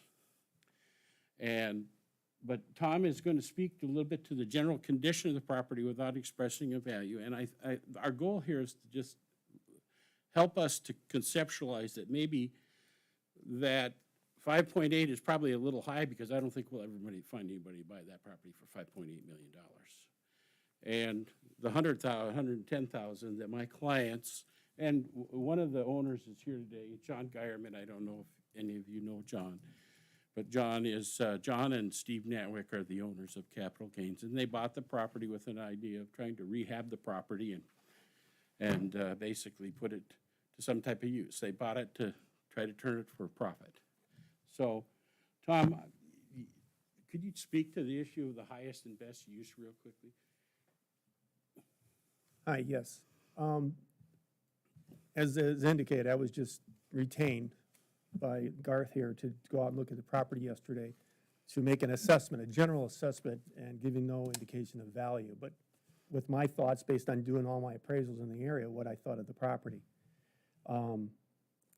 I told him that the real issue where appraiser starts right off the bat is they have two criteria. What's the highest and best use as vacant? What's the highest and best use as improved? That determines everything right there, because once you decide that, you move forward with the valuation. That dictates everything. So the four criteria for highest and best use that appraisers use is it physically possible to put something there? Then the next question, is it legally permissible? That's where you guys come in. And then the next step, is it financially feasible? And then the last step is which financial feasible use brings the highest return to that land. That's where you're at right here. We have to look at it that way as an appraiser. I have to determine, okay, what's the use of this? What brings the highest value? Then we have to go to the next level, is highest and best use is improved. So once we go through those four criteria again, we have to decide, okay, is this man camp physically possible? Well, yeah, it's physically possible. It's there, they did it. Is it legally permissible? I don't know the gentleman on the right there, but he just indicated that there's probably not a good chance that it's probably going to be permitted as a man camp. Well, I didn't say it was impossible. I just said it was Exactly. a tough road. Let's use the word speculative. Okay, so it's speculative that it could be one, but okay, that brings us to the next level. Let's say it can be. Let's say it can be. And the county says, yes, let's move forward. We're going to allow permit use. So then the owners, the current owners, have to say, well, yeah, wait a minute. Let's determine what's going to bring back the highest value to this land or highest to this improvement. Oh, wait a minute. The water's disconnected and the buildings are non-functioning for their original use. Okay, time out. We have to go back and refix all these things. Then they had to determine, is the cost to fix it economically feasible? So I didn't do appraisal, I didn't assess it, I inspected. There's a lot of functional obsolescence out there.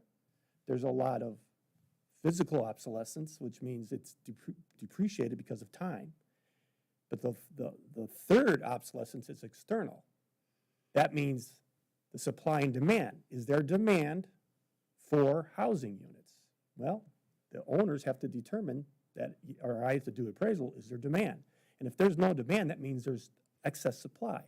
So if there's no demand and excess supply, it only means one thing for that property: value's down. So I don't see, just from an aerial view, I think if it's being assessed as a man camp, it's likely not correct at this point. And then it's probably somewhere between whatever I determine the highest and best use as I'm doing my research and my analysis, and where it was purchased for just recently. It's in there somewhere. Sure. The water and the plumbing probably not in great condition. How would you assess the electrical? That has to be determined by a professional who goes out there and determine if could be, from what I understanding, there was someone out there harvesting some of the copper out of there. Sure. So that's a whole question in itself, is that the investor or owner has to go there and assess pay someone to come out there and assess all the utilities. And then the question is all those utilities even worth anything? Because why? That's the reason I asked. Right. And it's worth a whole bunch, depending on the use. And there is a use that's interested in that particular property that I'm aware of. There is a use that is, Yes. you're aware of someone who's, But I'm not, you're aware of someone who's interested in this property? yes. Okay. Well, that needs to be determined based on, based on what? I see a lot of eyebrows coming. No, that's a valid question. No, The and the question is the reason I market asked is that participants. What you're saying is, I have a market participant. Yeah. That market participant wants a property just like this. Yeah. Okay, so my question would be, why here? Why redo what someone did that has some issues when they can go and get a new piece of land or get another facility that might not have as much issue? The reason was very specific as to why I asked about the conditioning electrical infrastructure, because that's going to be an integral part of the value that's derived by this particular industry. Okay, so, yes, but that's one user, one use, which means that's a value in use. That doesn't mean it's a value, market value. There's the terms market value and use value are two different terms in appraisal. I'm not trying to Yeah, establish I get it. myself as any kind of expert with a Yeah, I get it. valuation. I get it. No, your point is valid. If there's market participants out there, which like I just said, I just walked into this yesterday. So if there's a market participant or out there, they want to buy the property, well, the owners might say, well, step right up. We'll sell it to you for $500,000, or we'll sell it to you for $1 million. They might not even go to that. But they asked me to appraise it as is. I have to determine if that need is there, whether Walmart wants it, or Amazon wants it, or a pilot wants it, or what. Those are special use. Certainly. conditions. Just like the Capitol building is a special use. Yeah. Maybe that McDonald's example that you gave me would be a good one, that just, We use use value versus market value. This would be an example. So on the corner of Main and Main, let's just say in Main and Main, McDonald's will come in and spend $1 million for a corner. Easy. CVS, Walgreens, they'll come in. They'll come into Williston and they'll spend that $1 million. Bad on, because the value is reflected in operation, a going concern, not real estate.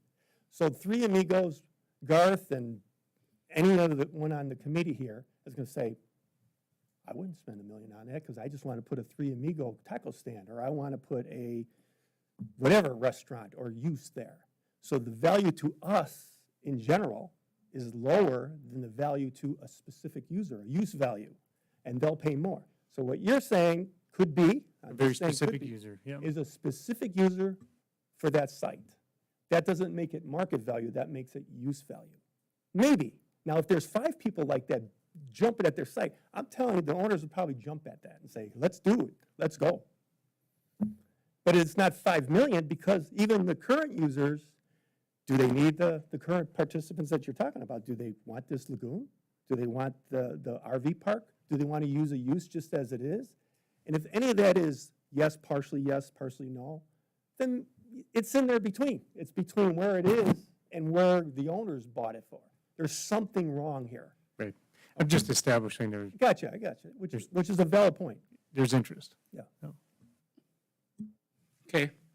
So, and I guess we've talked about this a little bit, so we talked about external supply and demand, and I think Commissioner Campen, you've kind of talked through this idea that there may be aspects of that are attractive to an individual buyer, but that doesn't really drive highest and best use. I guess I'd like to just conclude this. I don't want to take up a lot of your time. I understand. I just want to kind of share with you what we're going to do. Tom is going to prepare an appraisal. I have no idea when to expect that appraisal. All I know is that he's promised it before the State Board of Equalization meeting. I'm also familiar with how state appeals work. I know they're going to come back to you, okay? So I don't expect you today to change the assessor's valuation based on what we've shared with you today. That's just not realistic. I haven't given you the evidence to do that. But you are going to see this again, and I just wanted you to realize that this You know, my clients paid $110,000 for that property. And they paid $110,000 for it. I mean, we can speculate on the reason. I mean, Leah shared with me a reason at the township meeting that she said it was a distressed sale. Well, a distressed sale is a distressed sale, but as long as it's a willing buyer and a willing seller, what does it matter? Isn't that market? So I guess what I'm encouraging to say is, you know, our basic attitude is we'd like it valued at what we paid for it, but we're also realistic to realize that we have a Hess property valued right next to us for about $600,000, and that's a little more than, you know, prepared ground, right? It's been graded, it's been gravelled, it's used specific use for the oil industry. So we're looking for something between that 110,000 and that 5.8, and we think it's a lot closer to that 110 than it is the 5.8. And we think that Mr. Rayner's appraisal will establish such a fact. So, do you have any questions for me or for Mr. Rayner before we wrap up here? I do think there is I'm going to just leave it at that. Thank you. Thank you. Thanks.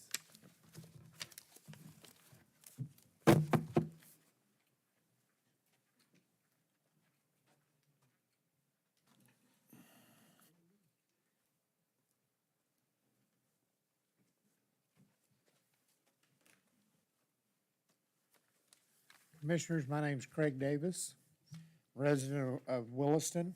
My wife and I bought a property out at Blacktail Township in October this past year. In March, we received a notice of increase from the assessor's office. I went in and talked to Darcy Anderson about this, and she told me there was an issue with mobile homes. The whole area was going to have to be reviewed. This was prior to this 4/7 April meeting that was supposed to be before the township.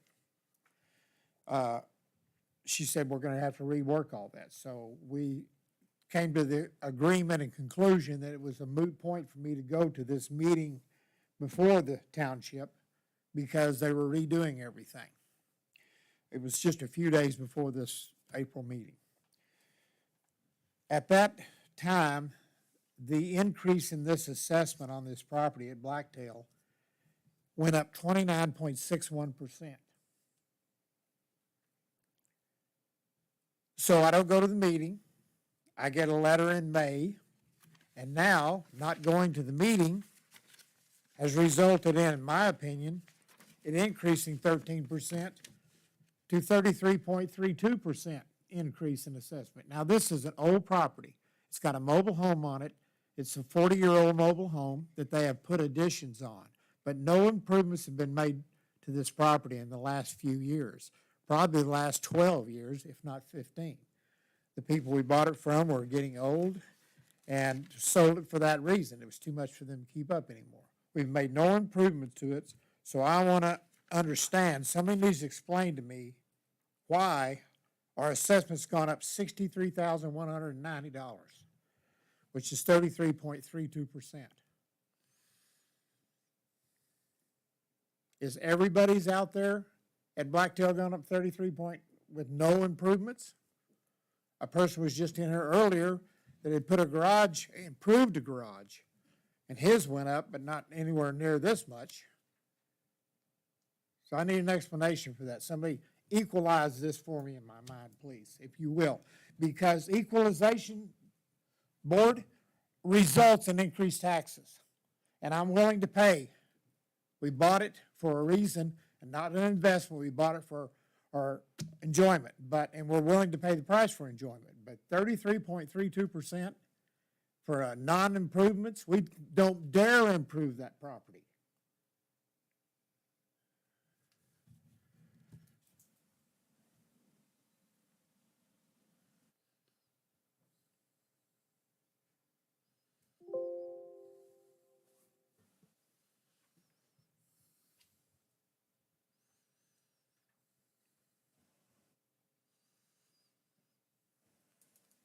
Are you needing an address or she's Got it. You got it. That's Okay. it.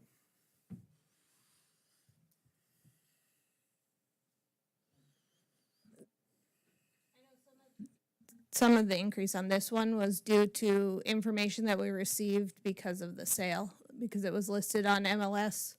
We could actually get the information on the inside and where they had built, so that was where some of that increase came from.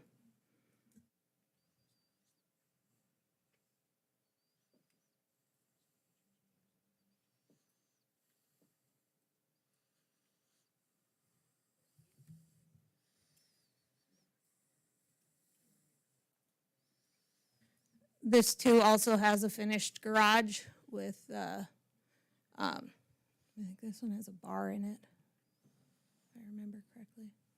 Yeah, so that also has the increase from the heat and the insulation and the drywall and all that. Same as Mark?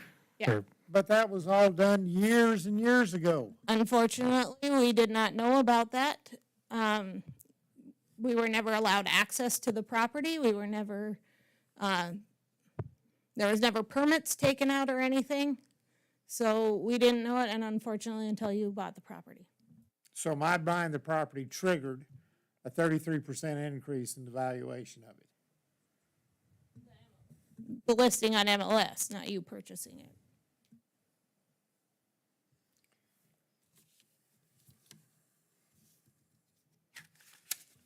So that's it. I buy the property, you see the property sales price, and as a result, you look at it and say, well, that's worth this much more money. That's a 40-year-old mobile home sitting there in the middle of that structure. That garage is old, it's finished, but it's an old garage. So is the room next to it. Looks nice on the pictures, but none of that stuff's in there. That's not, I mean, it's a nice place, but honestly, we bought it for the view that you can see of the lake. That's what we bought it for, that right there. We didn't buy it for the. So you've taken the heat, the insulation out, everything, because we don't. I understand don't do what you're anything. saying, Right. but that stuff was put in there, according to our information, was put in there in 2010 at the latest. Some of it 1990, some of it 1995, 2002. With So no you're that far permits. behind? Yes. With no permits, with no access to the inside, this is how we have to get our information, unfortunately. When we get told to go away, when we come up to a property that we're trying to do our job at. But you haven't been told that by me, and now I'm paying the price for buying the property. Unfortunately. Yeah. I mean, I can't. But he can request the same in-home inspection to have it revalued, Absolutely. correct? I don't know So- that seeing anything that's not in the pictures would, if there was anything. There was quite a bit of pictures of the interior, so I don't know. But he could request that? So, and absolutely. Go walk through the home? Absolutely. Yeah.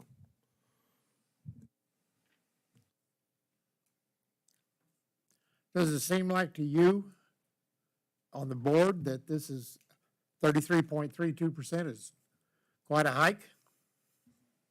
The people that owned this before us had owned it for many years, decades. So it hasn't been going through sales after sale after sale every so often. We want to improve the property, but this is ridiculous. Is there something in state statute that says that property values can't increase No. greater than X percent? There isn't. No. So there is no cap on an increase? No.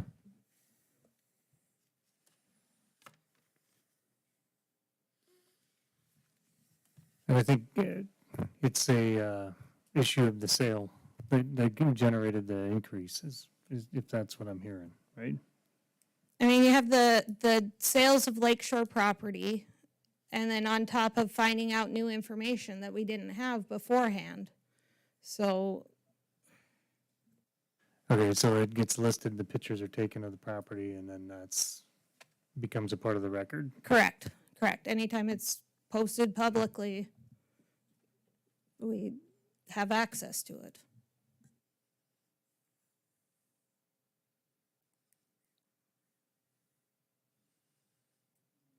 the question was asked earlier, what, I mean, how many properties in the Blacktail Township, do you know, went through significant increases?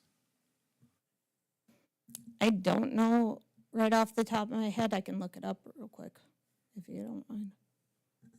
Yes, sometime, I guess it's not, I was just curious, because I would assume you're not alone. I mean, obviously, Well, I Mr. would hope I'm Barstead. not alone. I mean, if, we bought the property because it caught our eye and it's something we've been looking for. And honestly, we're probably too old to be owning a property like this, but both of us are go-getters and we don't mind, and we're gonna leave it for our children to use, you know, to have a place to use. My wife has for years. Her family has a small farm out southeast of Blacktail. It's not a very big farm. Her brother lives on it. But she's always wanted a place where she could put jet skis in the water.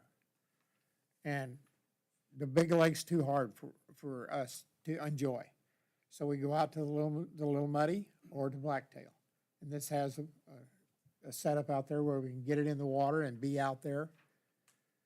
But, you know, it needs work. I mean, that's the kind of things we do, is we improve what we have. But for Pete's sakes, when's it gonna end? I mean, this is our first year and a 33% increase. And if everybody else out there is getting socked, because that's what the township and the county and everybody needs to be able to make, okay, that's fine. But there's a lot of places out there that's nicer than ours, and a lot of places a lot newer than ours. So what's going on?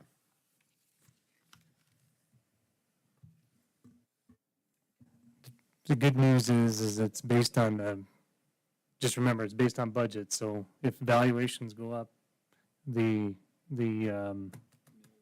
mills go down, so it may not be as big an impact as 33 or whatever the percentage was, so just. But I won't know that, respectfully, I won't know that until 6 months from now when the tax bill comes out, and I can't do anything about it then. Right. And then we have, our budget hearings are all public, just so. Yes, I understand that, but, you know, December, when the tax bill comes, it's a done deal, correct? Yep. It's a done deal after August. And I'm not a meeting person. I want to get stuff done. So can you help us? Will you look at this? Will you consider this? Well, I think we can have the department come out and re-inspect it and look at it, but I'm afraid you're close to your answer with all the pictures already, that it was improved, it was not reported, it was not done with the permits, so it wasn't known until the pictures came out. But I sure have no issue with asking the department to go and re-inspect it and come through and take a look at it. Because if the home is what you say, I mean, it looks really nice on the pictures, maybe there is something that can be done if they come through and look at it. I mean, that's what we can offer from here. Let's keep in mind, as I know some of you know, that work done 20 years ago, 30 years ago is the quality of work done today, or vice versa, maybe not. But insulation back then and stuff back, you know, there's a number of problems that we need to address out there and fix. It doesn't have the same, it's not the same thing, okay? Redoing a garage today, we just, you know, is different than 20, 30 years ago. And I know what the permit process was in the county in the past. And I'm talking about in the 90s and in 2000. So that's what we're looking at. So right now, you're saying that the best thing to do, or the only thing we can do, is have it evaluated by the Assessor's Department and re-looked at. Evaluated, reassessed, and if there's a change, it'll come back to us then as an error. Okay. And it'll be changed, so I think that's as good as we can offer. Anybody? I would agree. Have any other ideas? Yep. Okay, thank you for your time, appreciate it. Thank you.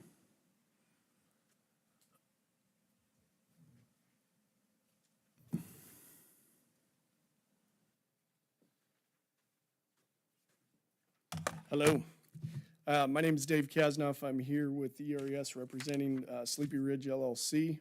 Unfortunately, I am a meeting person, so hopefully I don't have to go to the next one. But We did have a teammate in here for the city meeting. I was unable to attend. We were talking about the valuation increase of about 480% on the Sleepy Ridge townhomes. First off, I would like to thank Darcy and her team. Every time we've ever had called down with any questions, they've all been very helpful, even though if it's not what you want to hear, they're there for you to support it. So I do appreciate that. We did just want to add a couple talking points about this. With this extreme valuation that's been levied, there's a couple things. The owner has no intention to sell them individually. They were pulled off the market just for sheer lack of interest. They couldn't get financing. I think a lot of the problem with that product up there, I think most of you are familiar with the area. It's just a huge amount of product. I don't think there's anywhere else where there's a cluster of 44 units like that. So it has a tendency to overweigh the market, either way you look at it. But moving forward on this, we would like to just add a couple talking points and get them on record.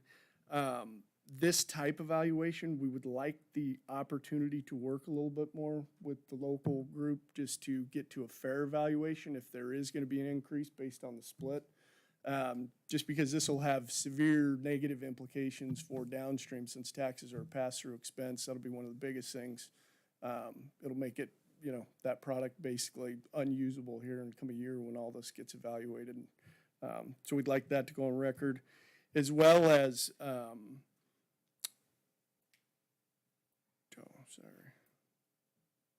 yeah, just really working with the local group on just a fair valuation. Like I said, we tested the market, we feel this is unfair, and like I said, at this point, it'll have some pretty negative consequences. So if we can work a little bit with the group and equalize, I guess is the popular word of the day. What did you say the increase was? It was 480%.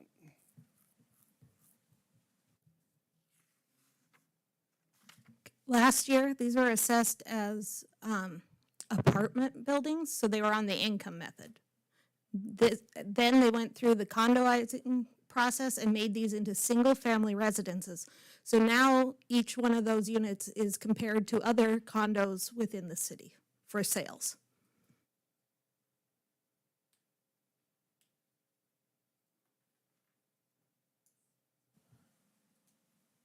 Okay, does anybody else have any questions?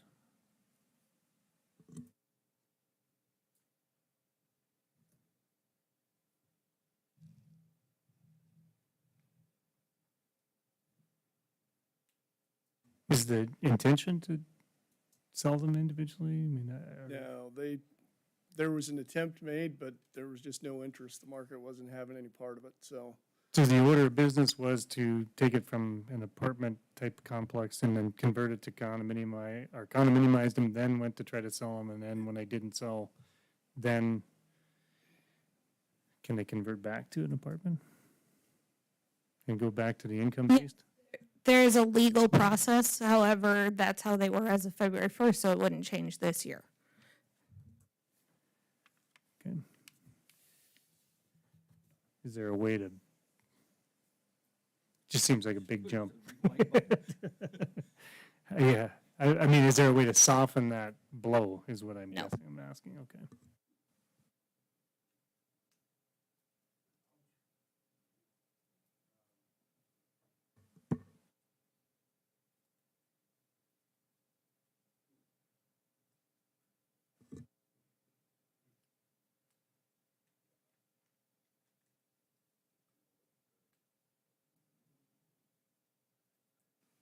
So when it's basically what triggered this was the condominium style sale is what triggered the change in the taxable valuation? They legally broke each one of those units apart.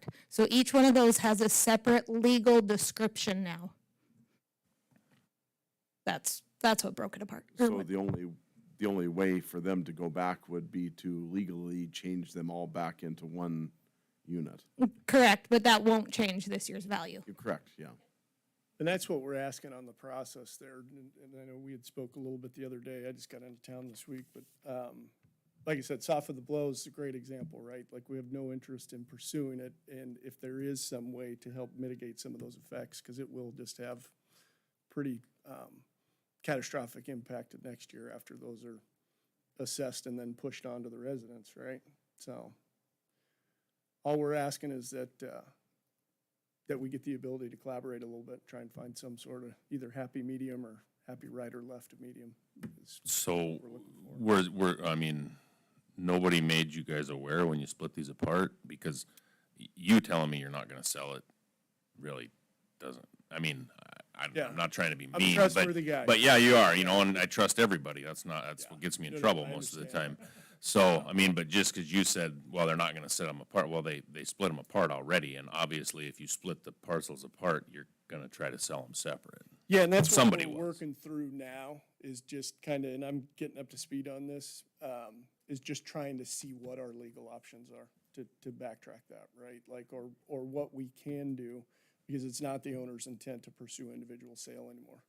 So, you know, A 480% increase could make you not wanna pursue the sale. yeah, understood. So I mean, the tough part is, I think it has. you can't unring the bell. I think it makes you want to sell them even more, would be my thought. And But- possibly, but I mean, like I said, the bell got rung, and we didn't ring the bell. Yep. And I don't know, you know, listening from Darcy, if they want to go back through the process and put them all back together for next time around, I don't know that I see another option. And my only concern is the pass-through to the, well, how much of these are rented right now? What's the percentage of occupancy, do you know? Ooh, after this, I think they're up to, I think we're at 90-some% lease now, so. And we've had some down units, and I was reading through the Century Code, which is riveting. I encourage anybody to read through it when they have a little free time.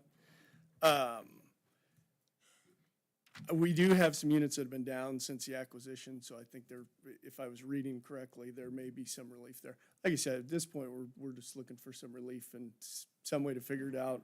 And point taken about ringing the bell, completely understand. We're just, like I said, everybody's been so good to work with here. I'd like to try and keep that momentum going and see if there's something that doesn't end up in a weird situation for us a year or so from now, where we got some explaining to do. So are they, you're going to look back on, you know, the legal ramifications and see, are they seriously going to put them back together as apartments Well, that's then? what I've got to talk through. Unfortunately, my client wasn't able to be in attendance. So I think we've spoken a little bit. I'm about 2 days into Century Code research. I got about another day's worth of digging through there, I think. But yeah, we're just trying to kind of put together a plan that aligns with, you know, obviously any of the statutes or anything governing this, right? We want to just make sure we pick a path that's within the rules and follow it. But we just wanted to. So, I mean, in the discussion of equalization, though, if they broke them out into individual condos and then they're assessed equally with other condos, correct? So that's my concern. I mean, is there a way to see how much tax is due on one of these units and how many is there? 44. 44. Do I want to earmuff for this part?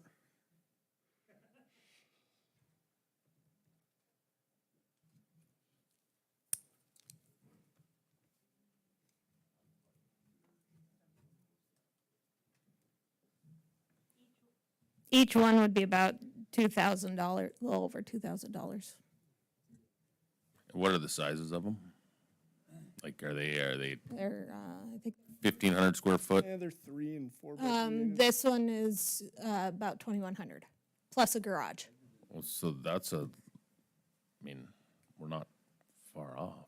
I mean, that's not a bad price. I mean, it's a lot cheaper than, I mean, it's more expensive than an apartment, but for the square footage, I don't think it's way out of line.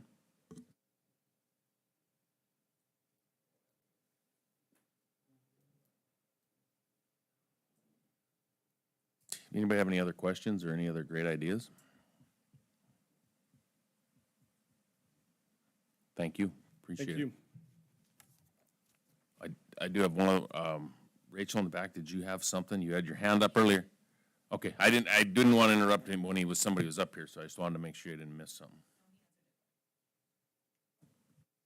Okay, are there anybody else that wishes to be heard at this public hearing? I think that was the second time I asked, so I'm gonna ask one more time. Anybody else who wants to be heard? Darcy, I can close this public hearing then? Yep. Public hearing's now closed. We do have one formal protest who was not in attendance today.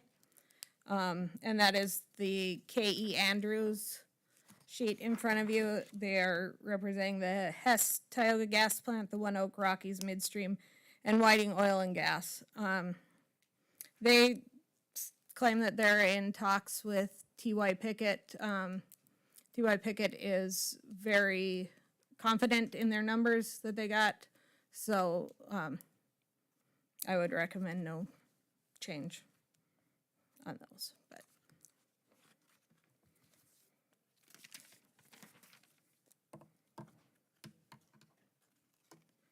but at this time, could I have the finding and motion that we have now heard all the formal protests?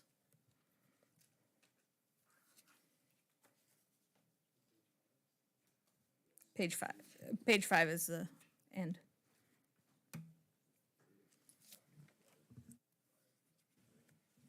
Okay, I move that a finding be made that the protest items listed above as noted in the minutes have been reviewed by the Williams County Board of Equalization.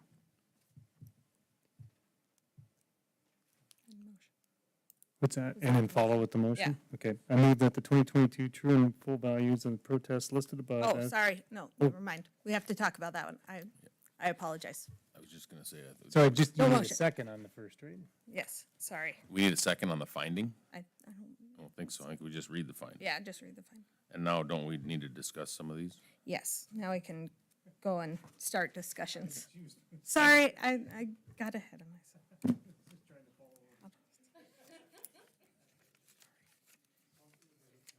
Right.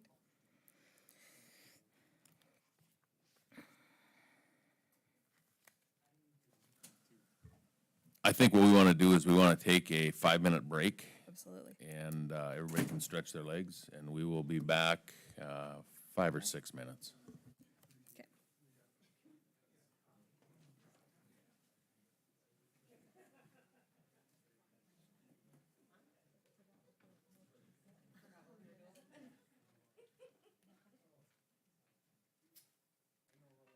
Okay, so this was a little time break.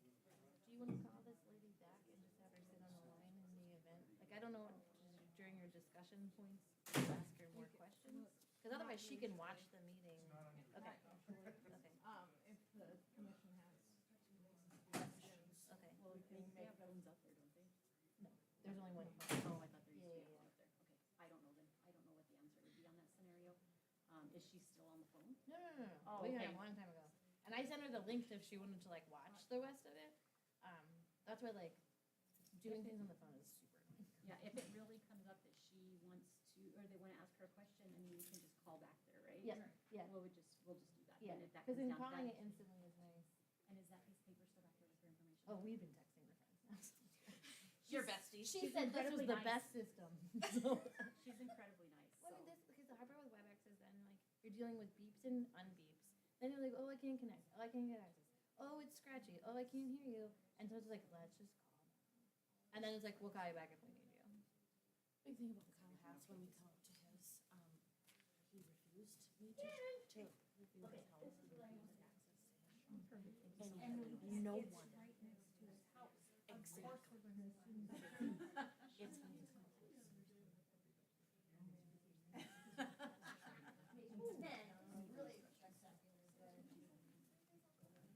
I'm going to the bathroom. Oh, good plan.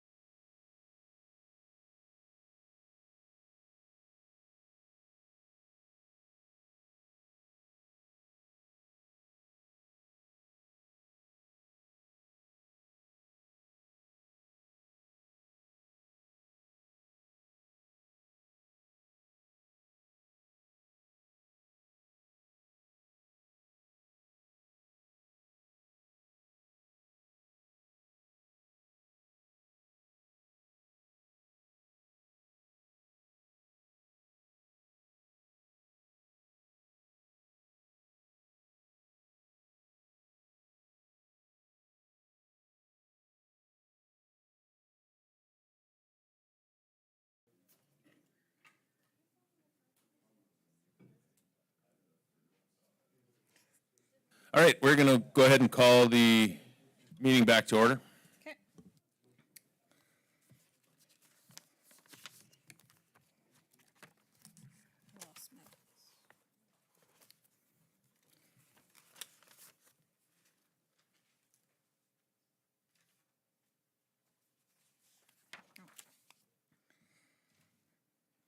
So now we can talk about the individual concerns from the audience, comments and protests. Okay, which one do we want to start with?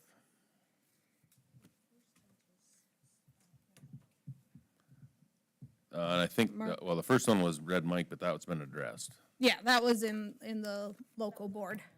Yeah. Okay, and so is the next one Mark. Orsted? Yep.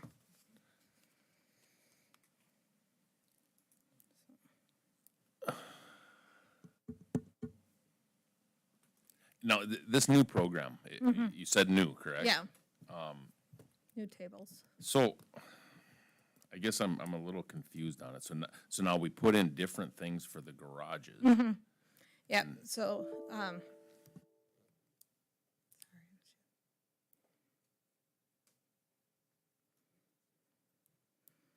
so if you want to go to the residential tab in the garage, it's the second garage. So, before where we see the, condition depreciation, there's also below that finished interior and interior pricing. So before we didn't have that. So all we could do was say, well, the condition is above normal because it's got all these things, or it's very good because it's got insulation, heat,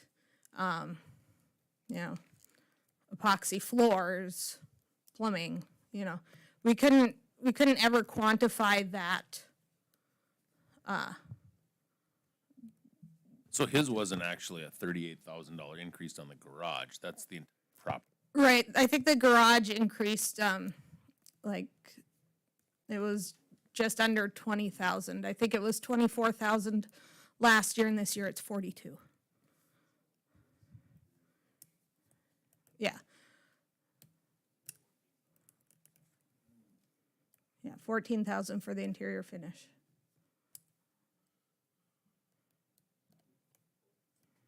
Can I ask a question now? I mean, so this is new, we didn't have this before. Right. And I mean, it's something kind of, sometimes, it's like, okay, we can have this. Do we need, or, sometimes, just because you can doesn't mean you should, or what, I mean, you know what I'm getting at? I mean, it's. Yes, but where I'm looking at, I have to have what's on the property. And so if I have a box for interior finish, I should use it.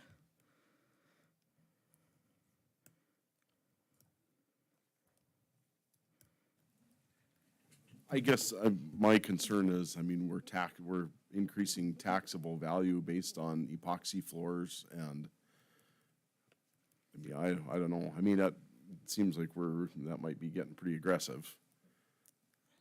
But That's kind of what I was getting, obviously them pictures, it is pretty darn nice, but is it that much better than just a cement floor? You know what I mean? If you just had a poured concrete floor, I'm not too sure if we're getting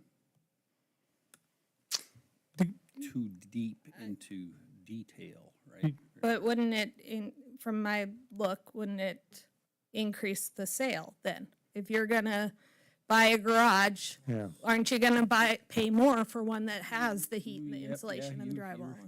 Yes, So- you're correct on that too, but.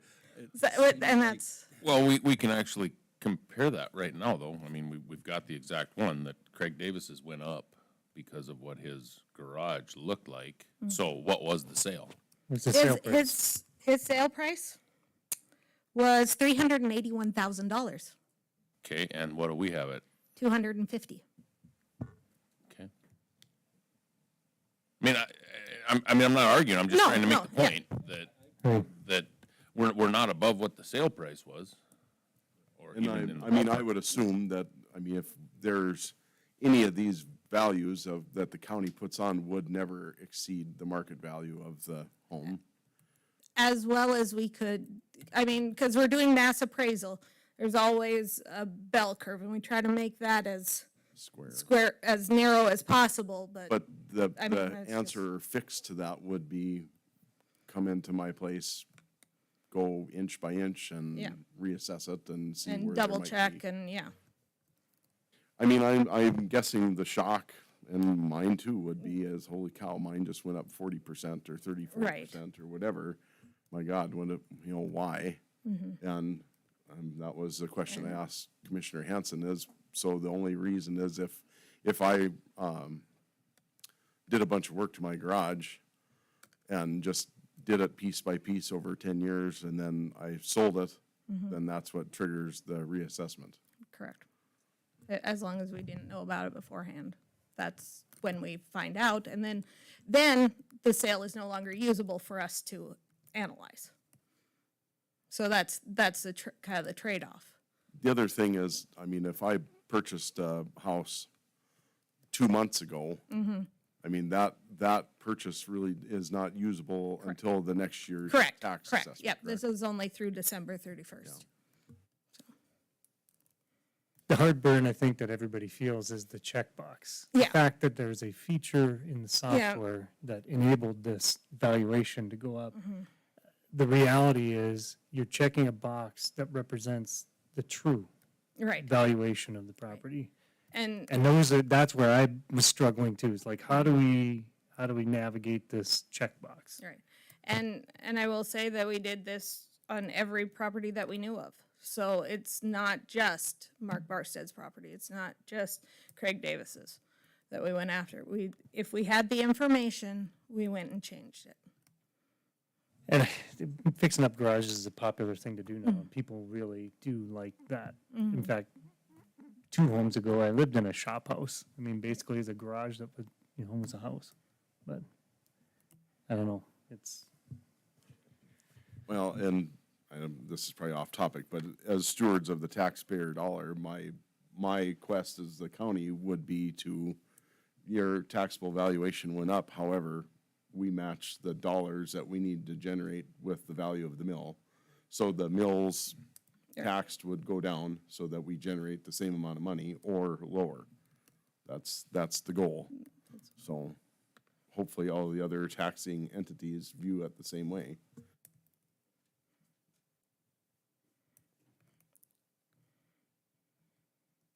So what are the wishes? We're talking about the Barstead appeal. I don't know, do we do them? Yes. We gotta do each We one, gotta do right? each of them Gotta make a individually. decision. Yeah. And the ones that are in the formal hearing, we can set those aside for now, so we can just do the individuals that we didn't. Mark was saying that Mr. Barstead was saying that his have gone up significantly year over year. Is that a? I mean, he lives out in Blacktail, so, property, yeah, that's his value, so, in 2018, it was 265, yeah. You know what? They could have total control over their valuations if they would just become a city. Well, they'd have to have I know. 5,000 people, so, Doggone it. Okay. I mean. Yeah. But, just drawing you back to page 15, over the last 10 years, the county mill levy has went down substantially. But it was just because we have more of a tax base to draw off of. So I'm assuming that trend would Right. stay the same, the way, that our tax base keeps going up. I mean, and if mill you levies go look down. at, even on page 12, it kind of marks the same.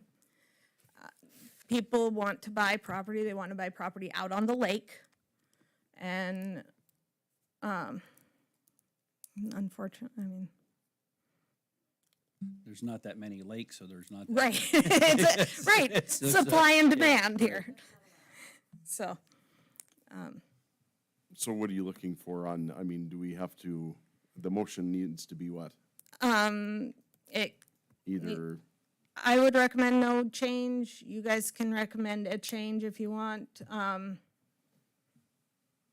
mean, that's what we in need. the motion, can it say no change unless Mr. Barstead requests, personal visitation or whatever? I wouldn't like that because if all of a sudden the market drops next year, nothing, I don't think that this board can do anything for future years.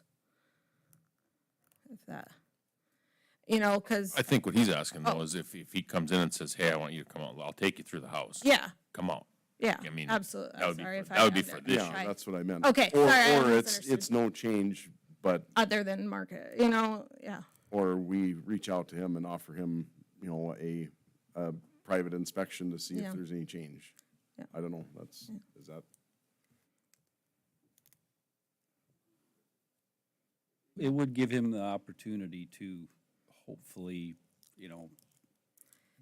get it down somewhat, I guess, maybe, I mean, if the rest of the property is, maybe it's aging, or, I don't know what his property looks like, but if there was a chance that not just his garage is nice, or. It's probably the, Right, I mean, that's we make no guarantees. we'll just blame the parks, Williams County Parks. Yeah, For investing all that money in the improvements. out there. And we're down the rabbit hole. Right, Let's come right, back out. back. So I think what we're looking for is a motion on what to do with the Mark Barstead appeal.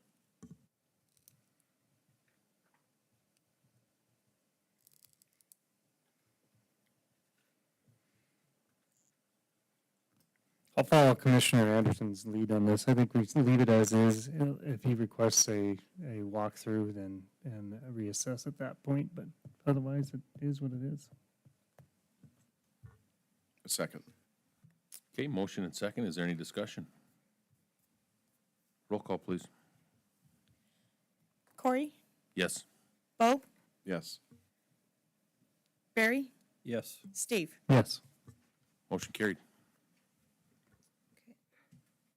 The next one I have is Rachel Martz's house. Well, I think we kind of already, we already Right. decided that one, didn't we? That you guys are gonna go out and inspect Yeah. and figure it out from there to see if it's, I mean, it Right, sounds I bad. would like a motion on those, Motion to since she table it came then, or? before the board. Okay, Would that be a motion to table that till after an on-site No. inspection? No, because if we table that, we have to keep this meeting open. But to leave value as is pending inspection by the assessor's office. Well, I would make that motion. Second. okay, motion and second. Any discussion? Roll call. Bo, Yes. Barry, Yes. Steve, Yes. Corey. Yes. I had Kyle Haas down as Okay. next. Yep. Leah has been out to his property. The garage sits right next to his house, so we assumed it was a residential garage and assessed it that way. We would have to see that it is used for agricultural purposes in order to change it. So. Right, but since it's been, which is why it moved to residential when the house was placed. That's a mobile home.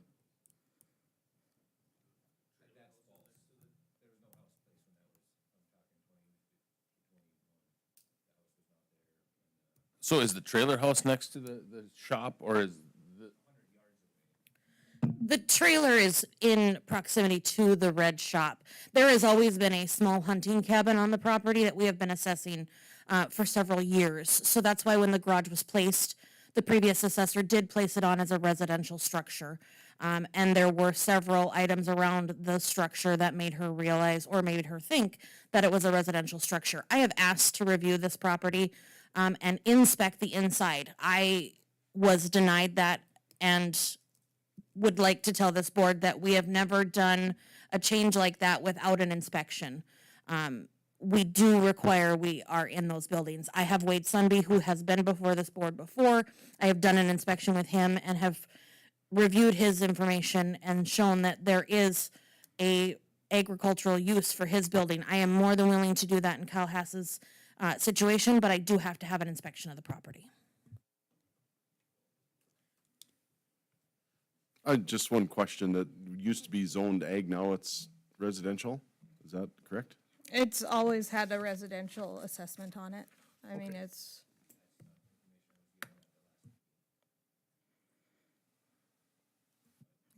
Shauna, can I see the prior years, please?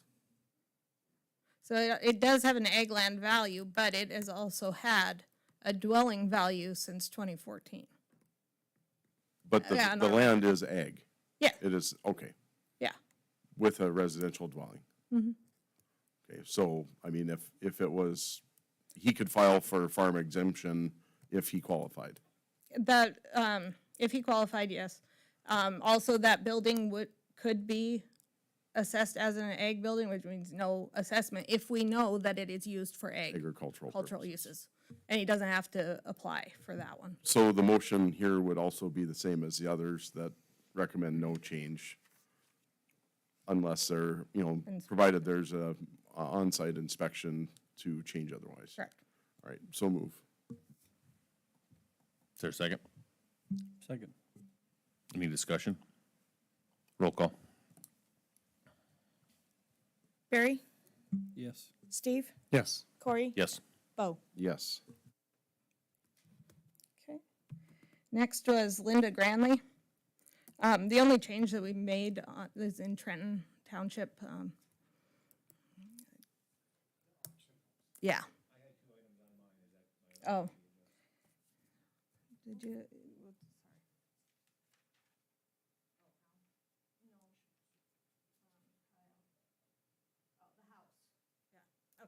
Sorry. Can we go back to Kyle Hass's for a moment? Sure. I didn't write down that he wanted his house also looked at. So we can go through his, Yeah, I guess I thought it was the Sorry. same, sorry. So the house was They weren't, purchased but- and then moved in? yeah. Yeah, so go ahead and, go back to Kyle's, please.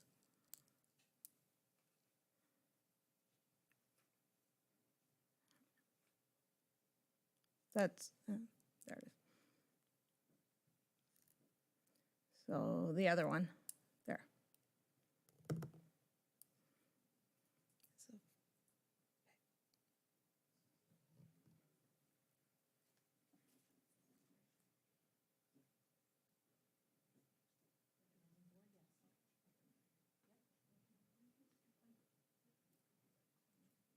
Can we see the history? Go back to the prior year. This is a new manufactured home that was placed Newly on the property brand new this year. It was moved from Minot onto the property. New used. New used. New used, yes. New is it didn't exist on the property. Correct, before. correct. Used is the condition of the actual. Right. Correct. So, Shauna, if we go to the residential tab, we do have it as a grade 4, which is the normal grade for a 2004 manufactured home in Williams County. I do have the condition as below normal because Kyle did let me know that there were some issues with the interior of the home. I do have heating, no air conditioning. I think I only have one bathroom. I mean, so this, or 2 bathrooms, I apologize. So we are at the base of what is there. And I do have just that residential deck on the front of this house. So if you were to pull most any other manufactured home in Williams County, you're going to find that this value matches very similarly to anything else in the county. And again, that's what we're setting out to do, is make everybody treated the same, right? I mean, Well, that's, and these manufactured homes are assessed countywide, correct? I mean, it's like, they're not looking at comparables by area, it's whole countywide. Yeah, yeah. We do have the mobile homes around Williston are broken out because we did notice that they were selling a little bit different There's a more of a concentration of them, so we do take those ones out of the ratio when we're looking at mobile homes. So does this bring up I guess my question is this value greater than what the manufactured home is worth? I don't believe so. I-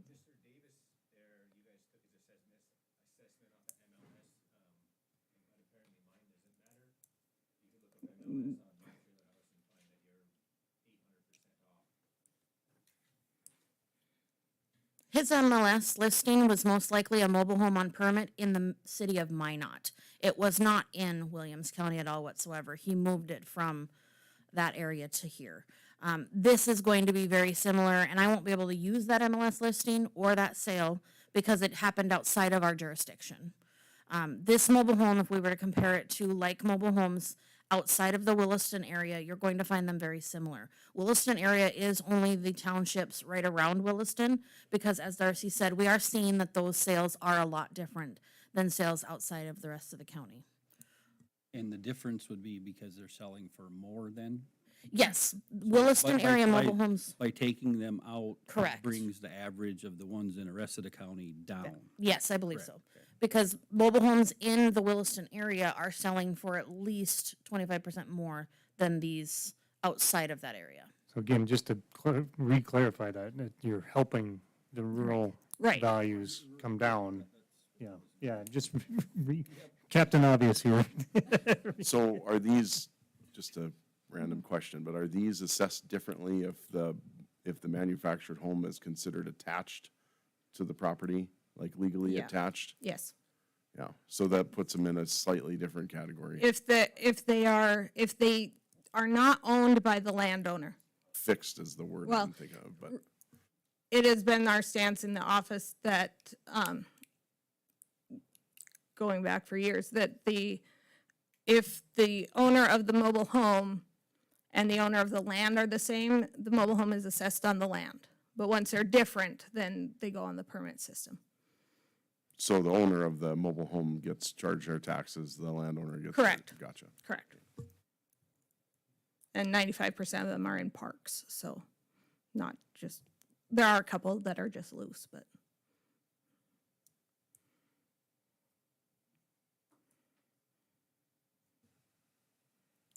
So I assume the motion here would be the same, no change unless the owner asks for a personal or private inspection?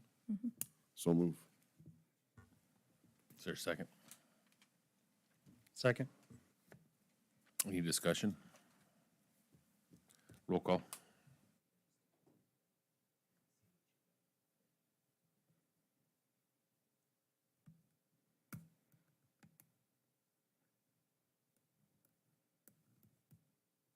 Steve, Yes. Corey, Yes. Bo, Yes. Barry. Yes. Motion carried. Now I can go to Linda Granley.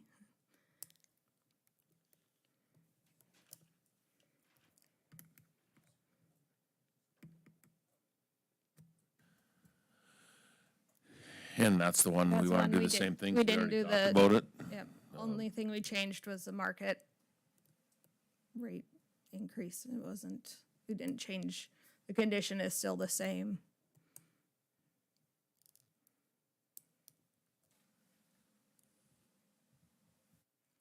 If you want to go to the, How much was the market change?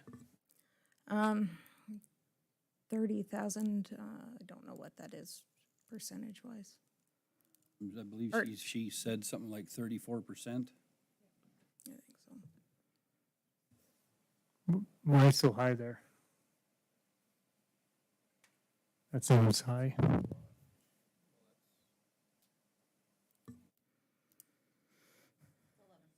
Oh, 11%.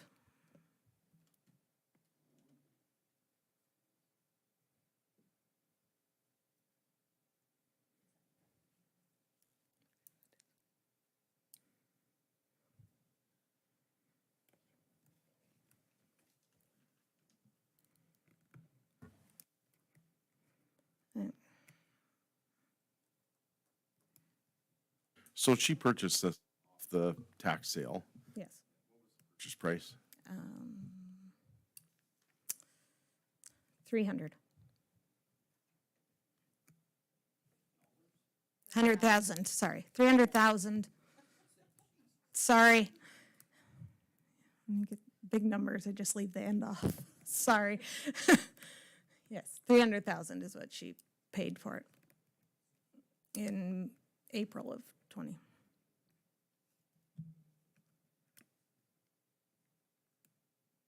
Which technically. So it's a quick- 1 year later, obviously, I mean, her own purchase price obviously affects the, Hers does assessed not value because or it not? was a quit claim deed. And it was a sale from a exempt entity, so we would not okay. take that. But other, Other properties out there. but sold. other sales in the area, were they dilapidated and need $250,000 worth of work?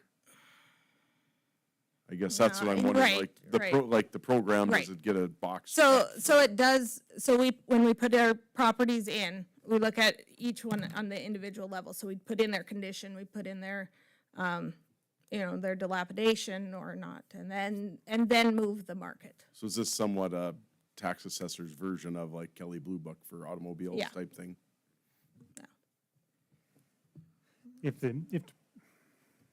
Yeah, this one I'm struggling with. If no changes were made to the property and only the market changed and it's still dilapidated and she probably paid too much for it. I don't know. I'm struggling. Right. I know hers doesn't count, but it's, Right. right. I agree with you. It seems like it was a Right. big jump for something that wasn't done. I mean, there was nothing done.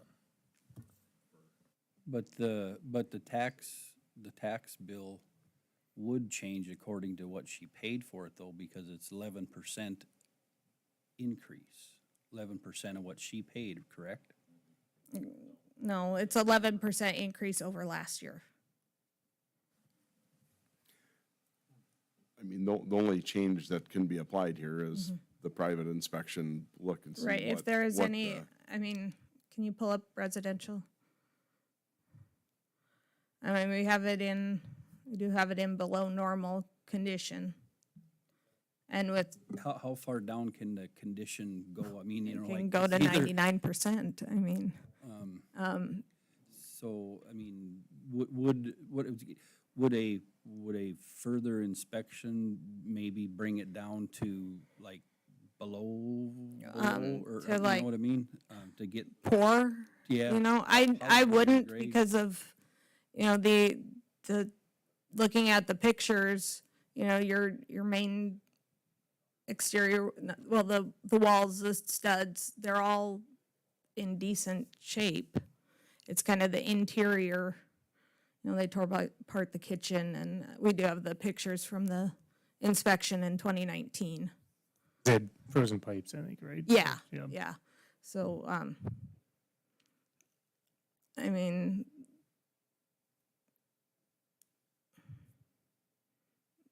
if you take out the junk, this kind of, yep.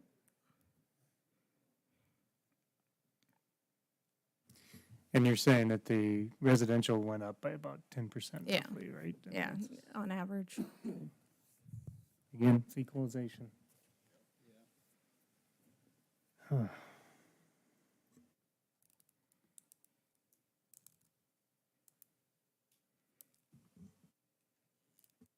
I mean, she was willing to have another inspection, we can have another inspection if anything has, but then again, if they've done stuff and cleaned it up, have Right, they but- moved it but up? maybe, I mean, there could be something structurally changed between 19 and 20. One, yeah, possibly. I mean, we'll never turn down an inspection, so.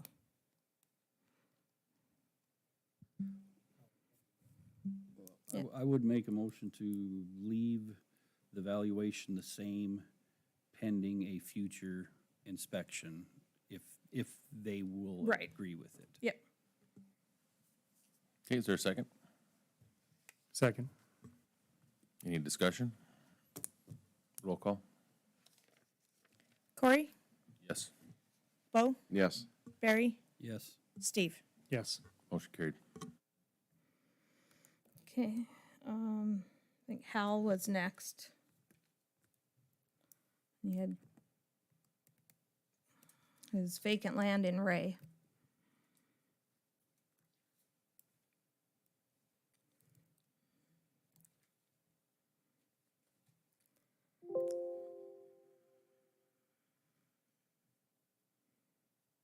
I don't know which one.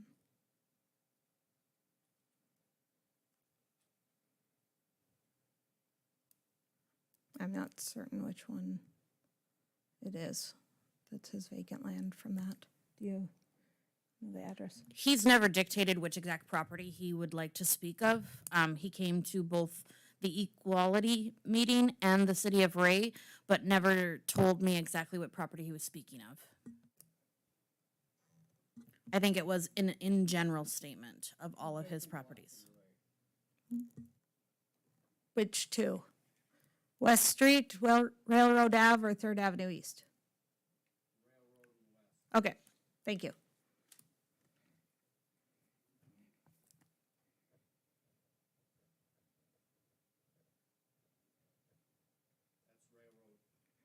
Okay.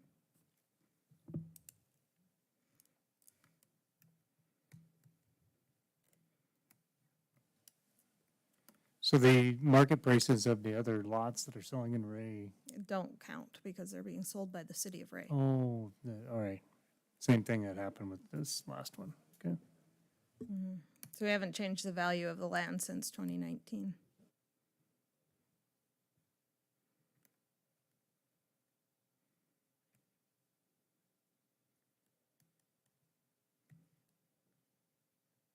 And this one has a garage sitting on it. But was the complaint based on the assessed value from the county?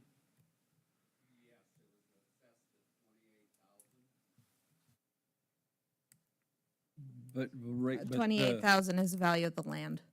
But I mean, we, you know, if if the city of Ray is selling land for, you know, I mean, if they were, I mean, we can't tell them not to give No. theirs away, so. No. I don't know exactly what we would And do, I mean. We can't use mean- that for our market study either, and Right, so that's what, so I mean, what, I mean, we can't tell Ray what to do, I wouldn't. Am I not seeing, the appraised value is at 36, 35,990? 35,990 is with the garage on it. 28,500 is the value of the land.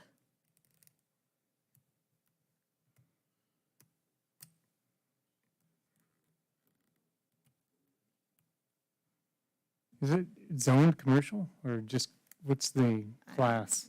It's classed commercial because there's no residents on there anymore. There used to be a mobile home. This is right at by the light in Ray. And there used to be a mobile home and it was removed. Okay. I guess, am I wrong in when I read that, it says the value of that has been assessed at 28,500 for 4 years? Yeah. So it has not changed? Correct.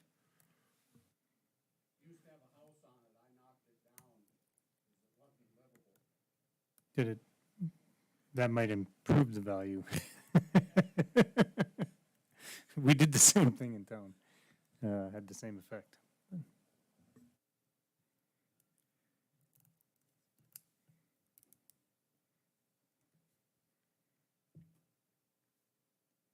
You want to look at the one on West Street?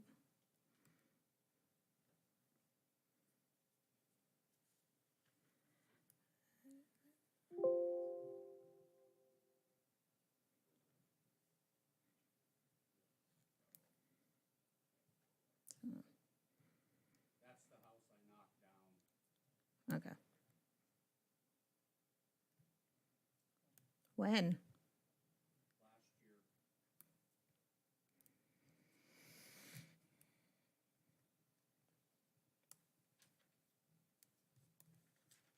We'd have to,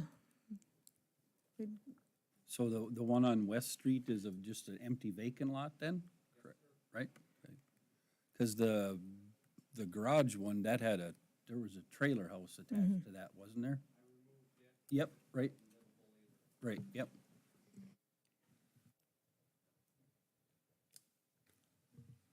mean, it sounds like we need to go do a personal That- inspection of that this one, and. yeah, we'll right? drive by, yeah, yeah. Drive by that one and. So if there's a but personal for the inspection land- and there's, right. Right. I mean, if there's a change, then you would, just like Exactly. the others, bring that back for the commission for Yep. their approval. Yep. Okay. So make a motion to recommend no change pending personal inspection and any changes there. Is there a second? Second. Any discussion?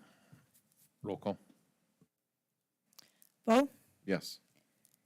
Barry, Yes. Steve, Yes. Corey. Yes. Okay, and then Mr. Hickles' property and equality. And there's a lot.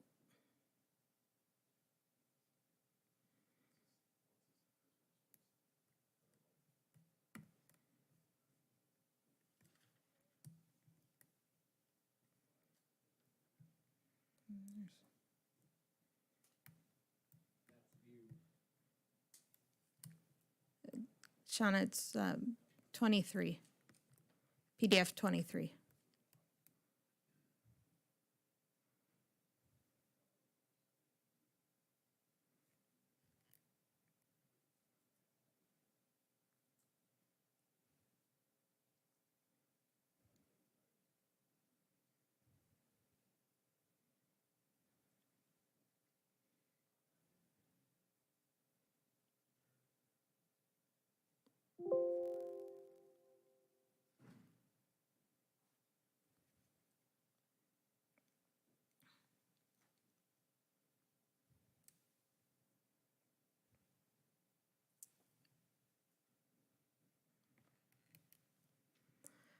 Was there a property in particular, Mr. Hickle, in equality? Okay.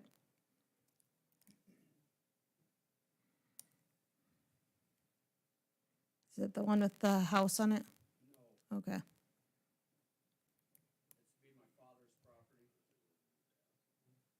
Mhm. Yeah.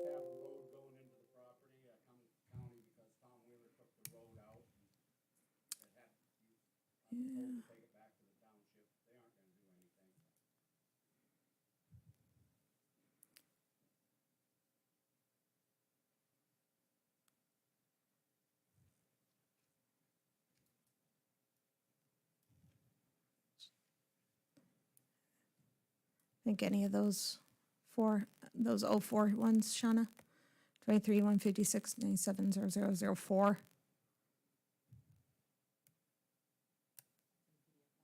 Yeah. I mean, it's ag land. It's all ag land out there. So it's all based off of the soil productivity index.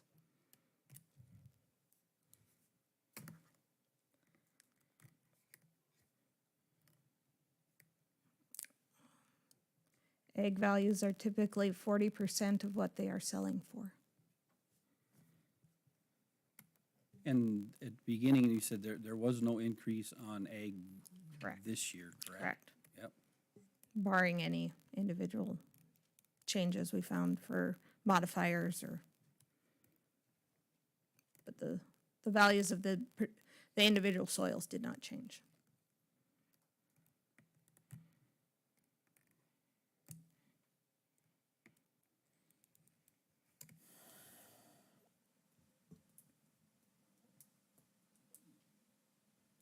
I was just asking for a tax exemption on my father's land. Does such an exemption exist? No. The only exemption that would be available is the, could be homestead credit or disabled veterans, but that is on the residents of where they live. There's nothing for ag land. Exemptions that they have to file a application for every year. And they have to meet certain standards set by Century Code. Does he have an exemption on his residence yet? Hill? Okay, okay. Okay, so is there anything, do we need a motion on this, or do we just move on? I would make a motion that, for no changes, yeah. Okay, can we get that motion? I would make a motion to leave as is, right? Is there a second? Second. Any discussion? Well, yep, no, that was, we're talking specifically about the ag land, right? Because the inspection stuff was Correct. Yep, yep, yep. Okay, anything else? Roll call? Barry? Yes. Steve? Yes. Corey? Yes. Bo? Yes. Motion carried. Then we had Craig Davis out in Blacktail.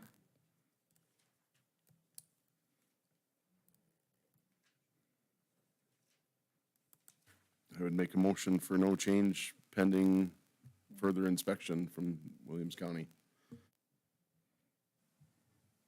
Second. Any discussion? I mean, I think he's in the same boat as Mr. Barstead and probably others in the area that, you know, he might also be unfortunate that there was no permits to do all the work, and then he ends up with the bill at the end. Right, we are still over $100,000 less than what he paid for it, so. Any other discussion? Roll call? Steve? Yes. Corey? Yes. Bo? Yes. Barry? Yes. Motion carried. Okay. And the last one we had coming up was the Sleepy Ridge condos in Williston. These are up in Harvest Hills. It's that big bell shape that used to be Halliburton's. I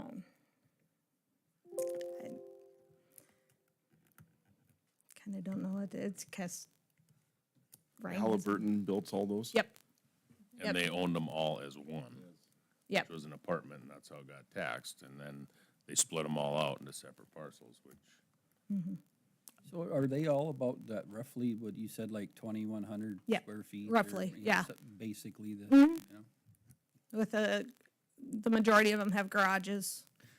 Are they in good or poor condition? They're in normal condition. Really? Okay. Yeah. We do have a little bit of a obsolescence on a discount on them because there are 4 separate bathrooms and the layout is a little bit weird. There's no public bathroom, so to speak. It's all suite Because it's a man camp? because it's a man camp. So we do have a discount on there because of that. But really, by statute, this is what they are classified as now, so.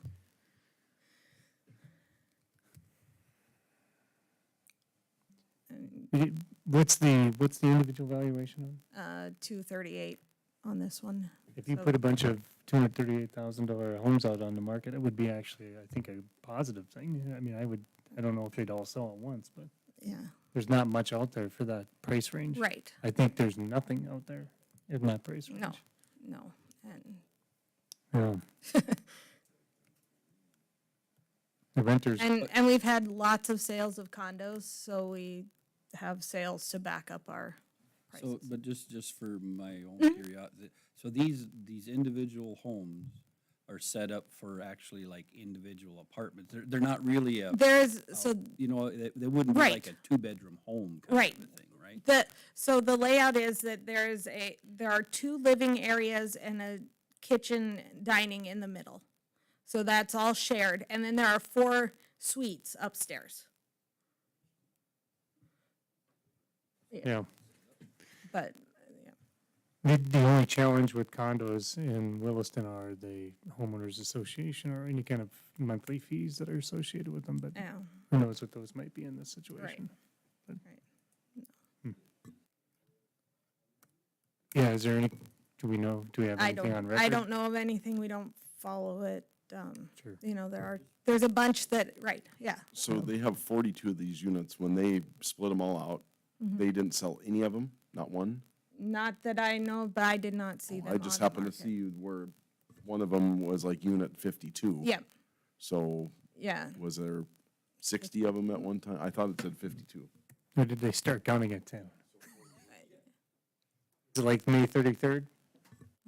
Yeah, I'm not. What, So I believe the Or may- reasoning on this is that the unit's right in the middle. For whatever reason, they count 1 through, I want to say it's 27, stop and pick up again at 30-something. I don't know why they chose to do it that way. There is legitimately not 56 or whatever units, Right. which is, trust me, confusing in our office as well, but that is not the way they're set up. Is there any record of these being listed ever? So they were listed privately on Facebook, not actually through an MLS, just a, hey, we're going to be listing them. To the best of my recollection, there was not an actual price. I think it was a concierge for a value. So we don't know what they were actually asking for us. We've just valued these based on what other condos would have been for in the area. I mean, when you're talking about this, you're talking about a 2,100 square foot home with 4 master bedrooms. Yeah, So just to that's, clarify, this isn't like set up Right. like a hotel. This is this is a 4 master bedroom home. So that's what we are actually looking at. man, if you had 4 kids or 3 kids and they all had their own 3 bathroom, that would be teenagers, pretty you know. awesome. Yeah. I guess Right. my struggle is I can't believe somebody, when they were purchasing this and separating them all out, didn't think that they'll be taxed individually. Yeah, because they could make one easy I phone mean, call. Granted, their value beforehand, before the, so we take, when we split the value up, break it apart to each of those individuals, we have to come out the same, balanced. 2020 was a bad year for apartments. It made us out of compliance with the state for the city of Williston because the apartment values were so low. So that's where they're coming from. They came from this really low, really bad value that got split apart to a normal residential value. I think individually they're like $40,000 a piece is what the tax bill worked out to be, or $40,000 was what the valuation worked out to last year.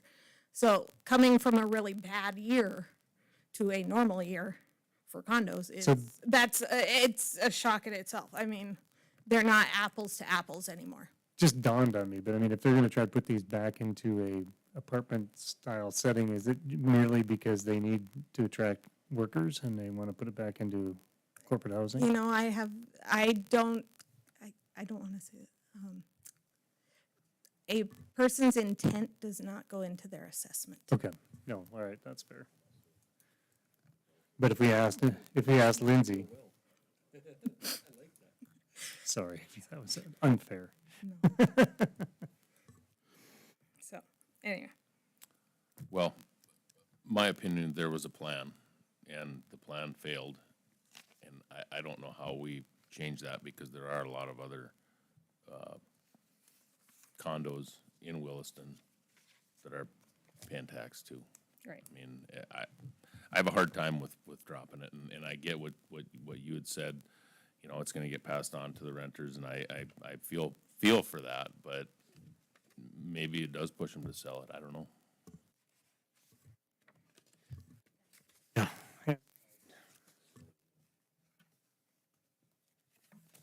You can convince me otherwise, but that's where I'm at. As Barry put it, it's gonna be a tough row, but I mean, that's what they did. That's what we have to do, so. You don't have to touch that one. I just wanted to give you guys a heads up. Lindsay actually has found the listing. They were listed at 300,000 apiece when they were listed. Oh. And I found the listing for the rentals, and they rent at 3,000 a month. That just 97. Each, Yep. each house, Yeah. condo, Yeah, each apartment? 4 unit. Yeah. At 97% occupied.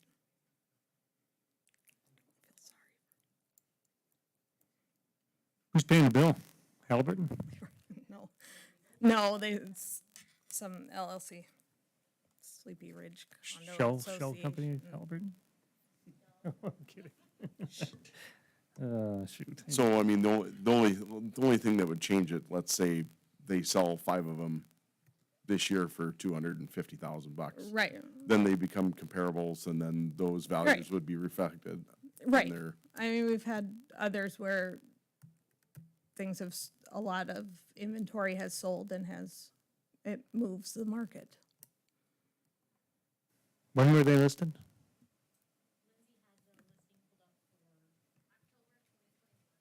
Okay, market was terrible then. I shouldn't say that. Oh. It wasn't as good as it is now, we'll just put it that way. And So, we need to make a decision. I make a motion to recommend no change for Sleepy Ridge.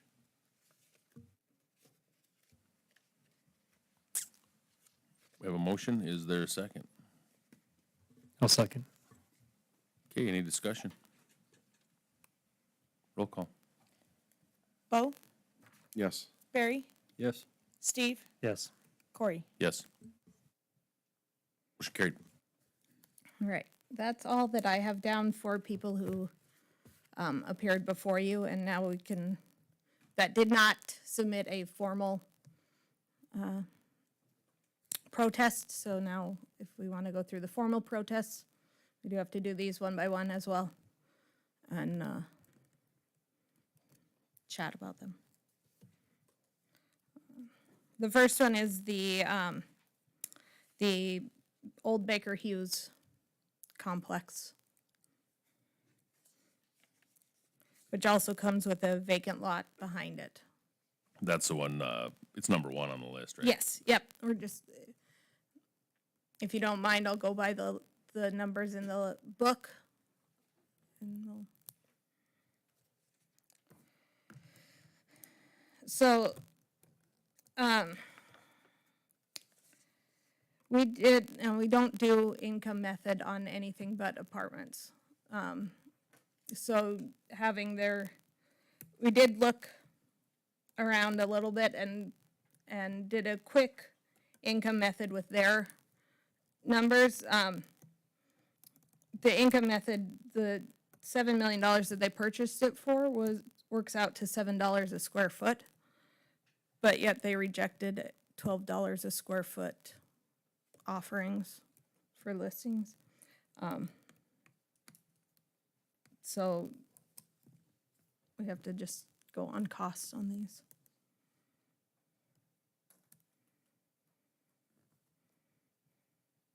So had they accepted? You They could have not come- accepted any offers. No, I know. Had they accepted, Had you they. could have taken that into consideration, or? No.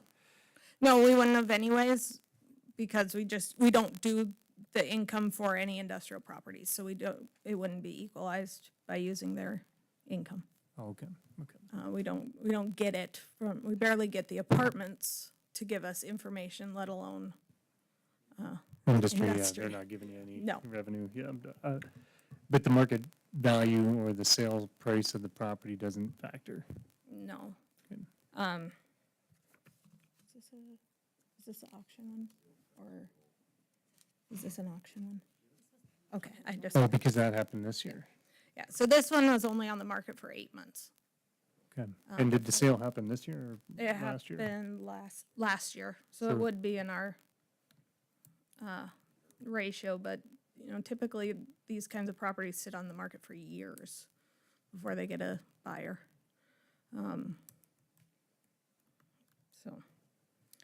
So, And but also, sorry. their sale number doesn't count?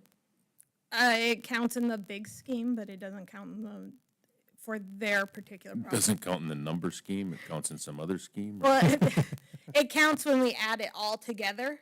We can't just take their sale and say their property is now worth with their sale. We put it in with all of the other commercial sales. So we aren't doing single property appraisal. And Whether they got a good deal or not won't reflect Exactly. the guy across the street. Exactly. Right, if they got taken. Is there different levels of industrial assessment? I mean, because this building is massive. I've Right, been inside yes. of it. So we do pull out, we call them industrial complexes, and we do pull those out. So the Halliburton site across the street, Weatherford, it's Polar now, but it was Patriot. Thank you. So those, Schlumberger, that's now Liberty, I think. But, Yeah. but you have a firm that you contract with? for No, these or not You for assess? these. Those, we contract with TY Pickett only for the like industrial production sites. So not just buildings. Like gas plants. Right, the gas saltwater plants, saltwater disposals. disposals, rail facilities. Those, these are still on the commercial end of the spectrum, I would say. Not that there's technically any difference in the assessment, I mean.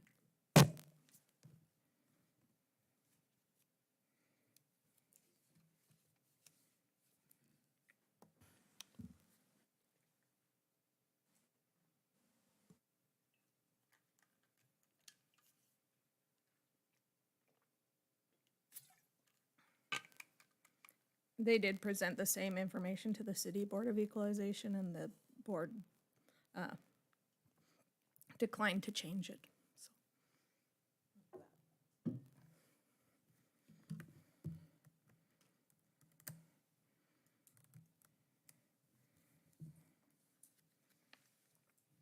So when you put it in the grand scheme of things, the other industrial complexes that are It's- bought and sold, right. I mean, this is categorically in line with what you would expect the valuation to be. Yeah, for the valuation compared with all the other heavy industrial sites, or, you know, or not heavy industrial sites. If I had 7 million, I would have bought it. I don't have $7 million. That would be a show, so yeah. Yeah, right.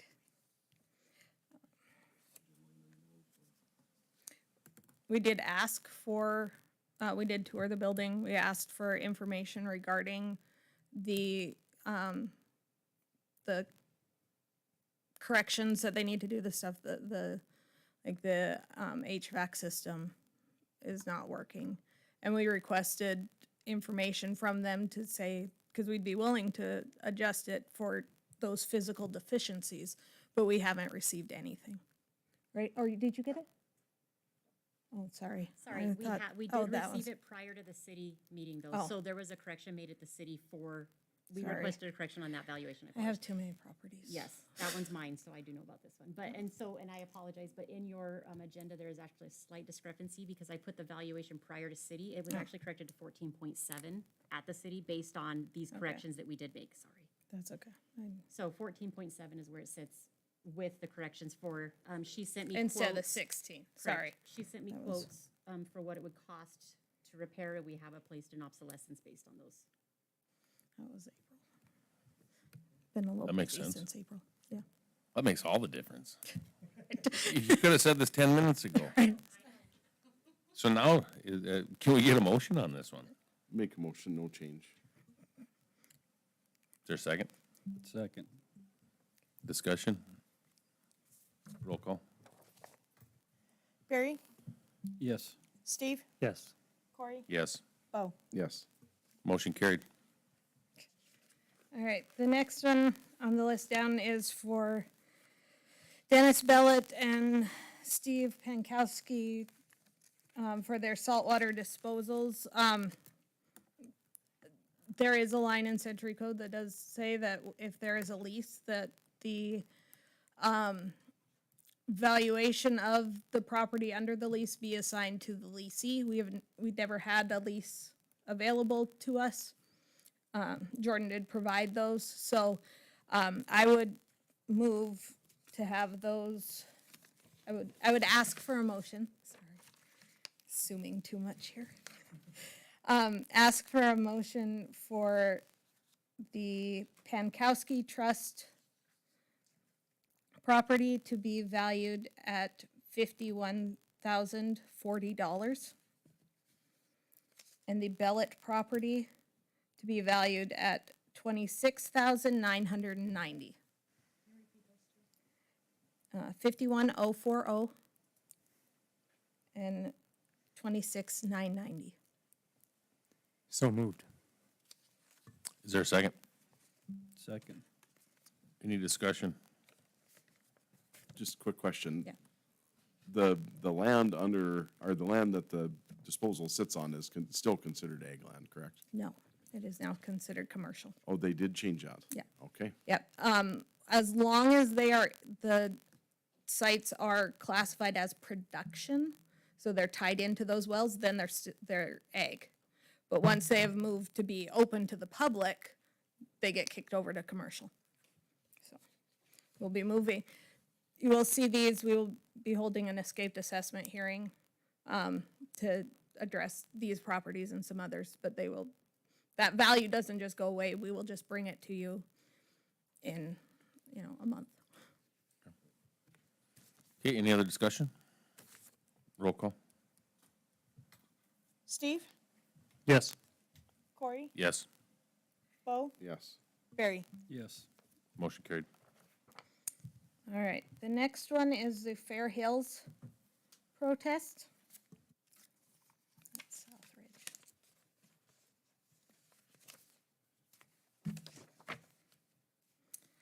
Southridge. In their packet, they indicated that the property has had a 13% decrease in vacancy, so they have 13% more units leased than they did last year, and a 5.8% increase in the rent that they're charging over last year. We looked through the numbers. These are the exact same numbers that they presented to the city board. These are the numbers that they have within their packet are differing even. On one page, it'll say one number for the expenses, and then on the other page, it says a different value. So we looked at their actual financial statement and ran their numbers using their numbers, and came up that our current assessment is under by $5 million.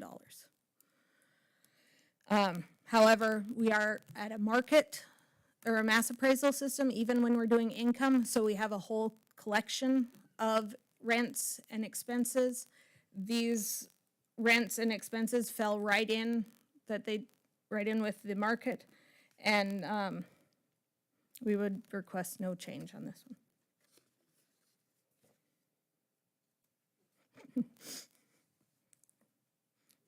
No.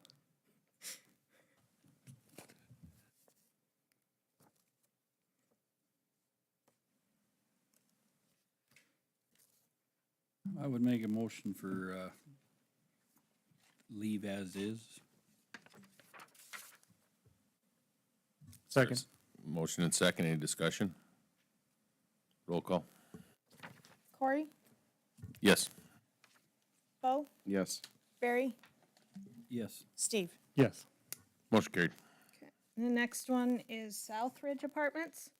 They also had a decrease in vacancy and an increase in rent prices. They increased their rent almost 20%. They also had differing numbers within their own report. And when we used their financial statement, we were under by $7 million. Once again, this is because of individual property appraisal, not mass appraisal, and so their rents and expenses that they quote are within the range that we have determined from our market study. Okay, is there a motion or more questions for Darcy?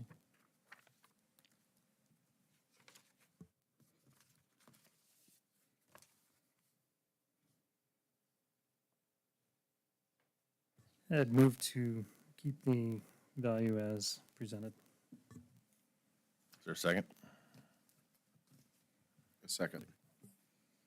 Okay, motion and second, any discussion? Roll call. Bo, Yes. Barry, Yes. Steve, Yes. Corey. Yes, motion carried. Okay, the next one is SM Hospitality. This is the Bakken XWA Airport, the old Ramada. In their protest, they claim that their sales price should be their value. However, we're in a mass appraisal system. We can't use a single property's sale price for their own personal assessment. Also, they sold at auction, which is, in century code, we say we can't, it says we cannot use an auction price. They also talked about their income stream. We have asked for income from the hotels, both within the city and out in the county, and no one seems willing to provide us that information. So we're left with the cost and sales approach, and with the absence of sales, then we have to use the cost. There was also they took this to state last year. The state returned a value or a recommendation of a minimal change because of their septic situation. They don't have a big enough septic system to run laundry. So so they have to contract out all their linens to get washed. So we did make that adjustment. We kept that adjustment. Any increase in value was due to the really the rising cost of construction from our cost manuals.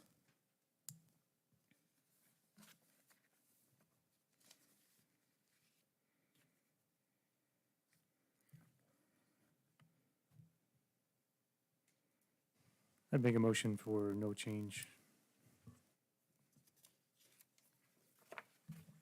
Is there a second? Second. Discussion? Roll call? Barry, Yes. Steve, Yes. Corey, Yes. Bo. Yes. Motion carried. The next one, it's 5 properties technically. It is from K.E. Andrews. What you have in front of you is what I got. So I don't believe that they have presented any information. The appraiser that I was in contact with at T.Y. Pickett has said that there is no information that they have provided that would indicate any sort of change to evaluation. So.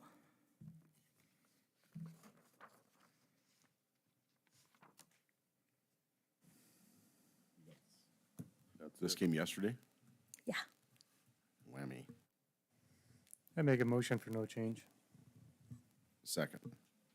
Any discussion? Roll call? Steve, Yes. Corey, Yes. Bo, Yes. Barry. Yes. Carried. Okay. The last formal protest is capital gains for the Capitol Lodge. At the local Board of Equalization, it was recommended that they get together with Leah and do a walkthrough. And every one of Leah's efforts to reach out to them were ignored. She did go do an inspection on her own, but that's because the gate is unlocked and you can walk in.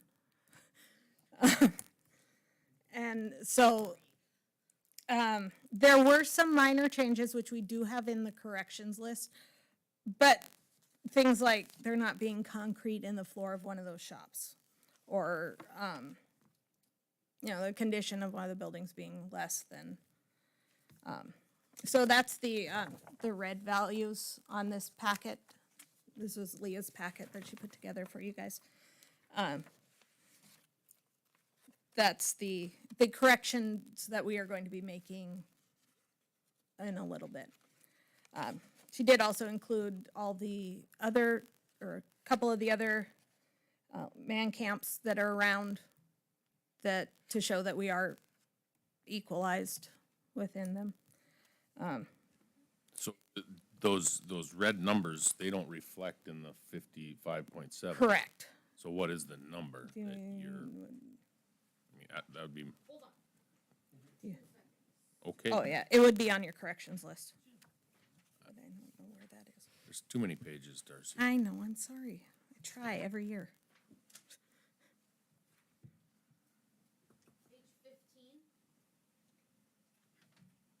Their new total number will be $4,387,950 after we make these corrections today.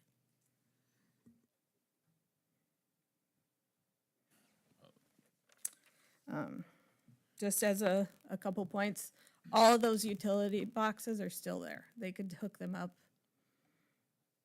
in not too much time. Due to the definition of agricultural land in Century Code, it can never be ag land anymore. We never assessed the actual man camp houses because they were temporary. They were on the crew bed fee. And so, you know, we have to assess what is there and what is permanent. And as these are there and they are permanent. So, Can we see the history of the tax Yep. revenue on this? Yep. Valuations. It basically bounces with the market.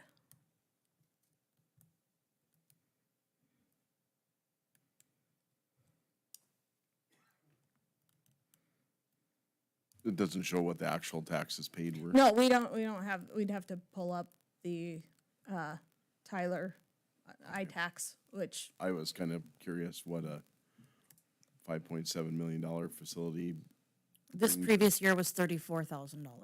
in taxes. But, I mean, that information is available to anybody that was going to purchase property? Yes, it is publicly Public. available on our website for the last several years as to what those tax you can see the complete amounts tax would be. history. So, appraisers don't follow the same rules as we do. They're gonna more than likely, without seeing it, because he just got hired yesterday, without seeing it, based off of my experience with other appraisals, they're gonna pick sites that are not within Williams County. And therefore, we do not have access to those sales. We do not have them to rely on to set our values. They're also gonna look at their individual properties. That's why he was talking so much about highest and best use. Well, unfortunately, we can't do that with a mass appraisal. We have to assess what is there as of February 1st, so. So what changes this? The only change that would be made is if they ask for another inspection or whatever, And I doubt anything. you deemed that Right. somebody stole all the copper wire, Correct. the plumbing's been dug up. Yeah.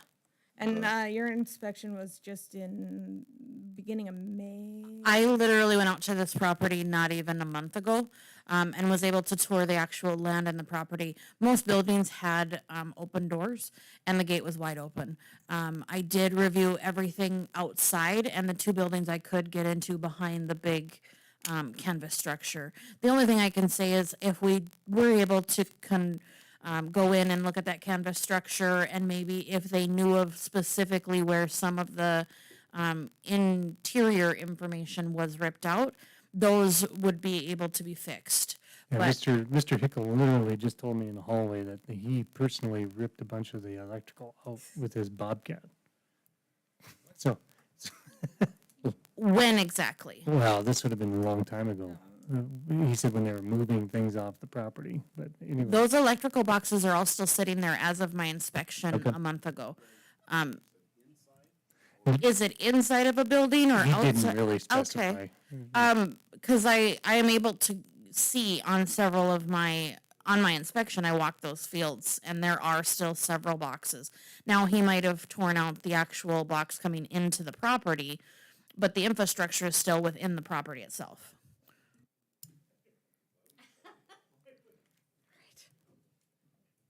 He's Hal.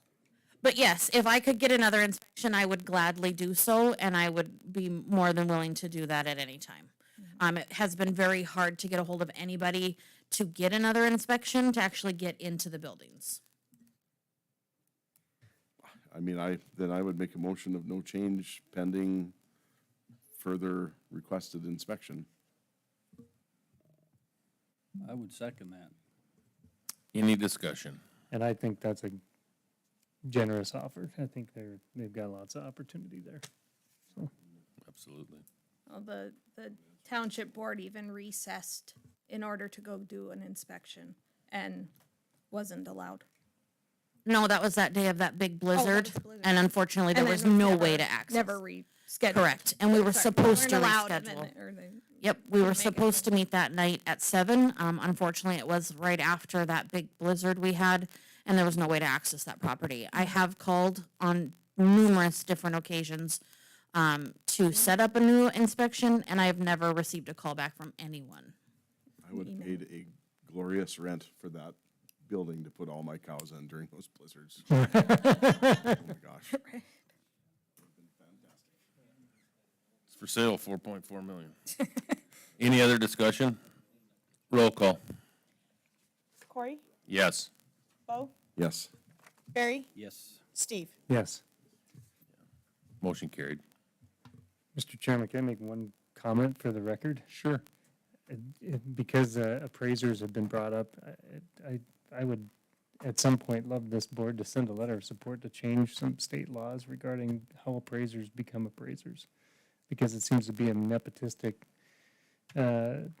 process of getting to be a member of that club, and it should be changed. Because we have a shortage of appraisers, and it creates a real issue for our market. You can't get anything appraised. The prices of appraisals has gone through the roof. Anyway, that's just an offhanded comment for the record. All right. Okay. Hard part's over.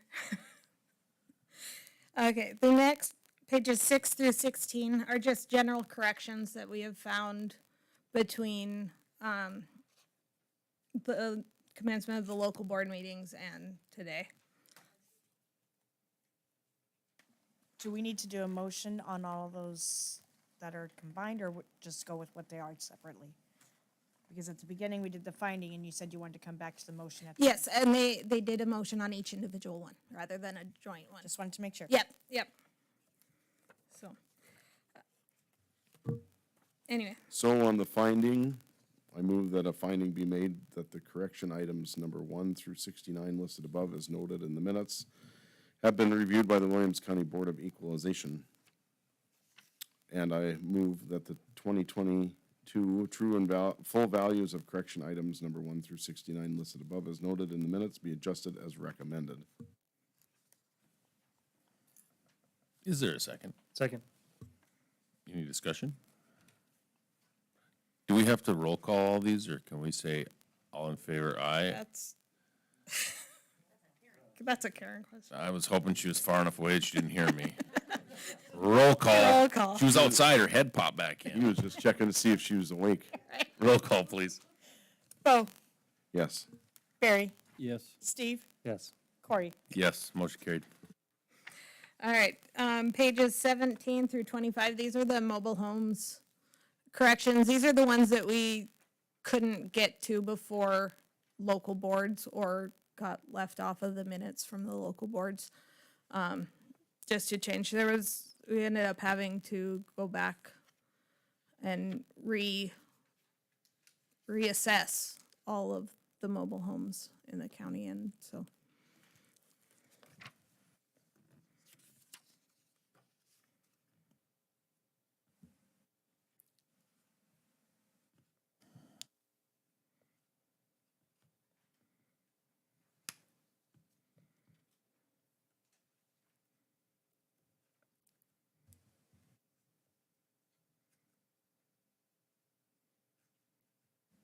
Just Orville Erickson has a trailer? Manufactured home. My apologies. I really I tell stepped you, over a boundary. my wife would come over the podium if you. Right. Oh, those new ones are nice. Like you. The new ones are really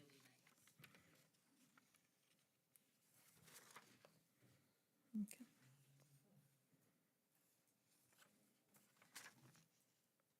And no basement with no water. It's perfect. That's a win. No kidding. I move that a finding be made that the correction items listed above as noted in the minutes have been reviewed by the Williams County Board of Equalization. I move that the 2022 true and full values of correction items listed above as noted in the minutes be adjusted as recommended.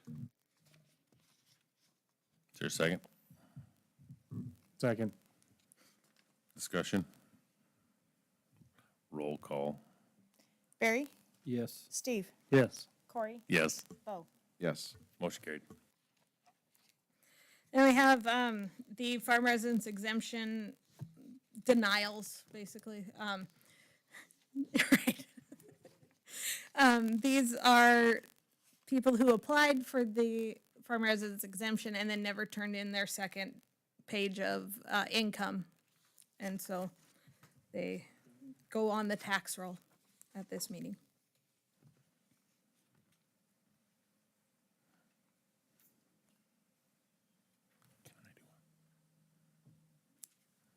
Well, I move that a finding be made that the correction items 1 through 10 listed above, as noted in the minutes, have been reviewed by the Williams County Board of Equalization. I move the 2022 true and full values of correction items 1 through 10 listed above, as noted in the minutes, be adjusted as recommended. Second. Any discussion? So in the future, when they, is there a timeline for them to get Yeah. everything you need? Yes, March 31st, they are due. And these are the ones who didn't. When they turn in their application, we operate under the assumption that they are going to qualify. And then, so that we can get through our local meetings and then. And these are the ones we end up approving over the course of the year because, Yeah. Yeah. I mean, the list has gotten down low. It's only 10 this year. I had to beg for correction on this a couple years ago, so I do my best to get my stuff in now. Okay, any other discussion? Roll call. Steve, yes. Corey, Yes. Bo, Yes. Barry. Yes. Motion carried. Okay. The next 2 pages is a result of getting new software and working out the bugs. So unfortunately, all these properties were part of splits, got platted or changed their legal in some way, and did not receive a notice of increase. So therefore, we have to today move their value back down to 0 because that's what it was last year. And then we will have an escaped assessment hearing and bring these all before you. And this list I will not put on the consent agenda. I will bring it before you guys, just as a heads up, when this happens. So these values will come back. Well, I was curious because that, not to pick them on them, but, the second one down on the list, that's quite Yes. a No. savings. Right, yes.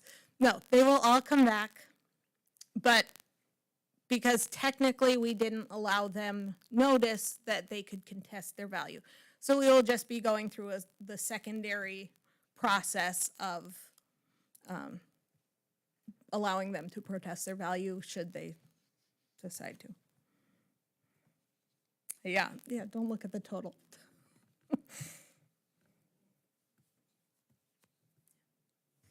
I move that a finding be made that the correction items listed above as noted in the minutes have been reviewed by the Williams County Board of Equalization. I move that a 2022 true and full values of correction items listed above as noted in the minutes be adjusted as recommended.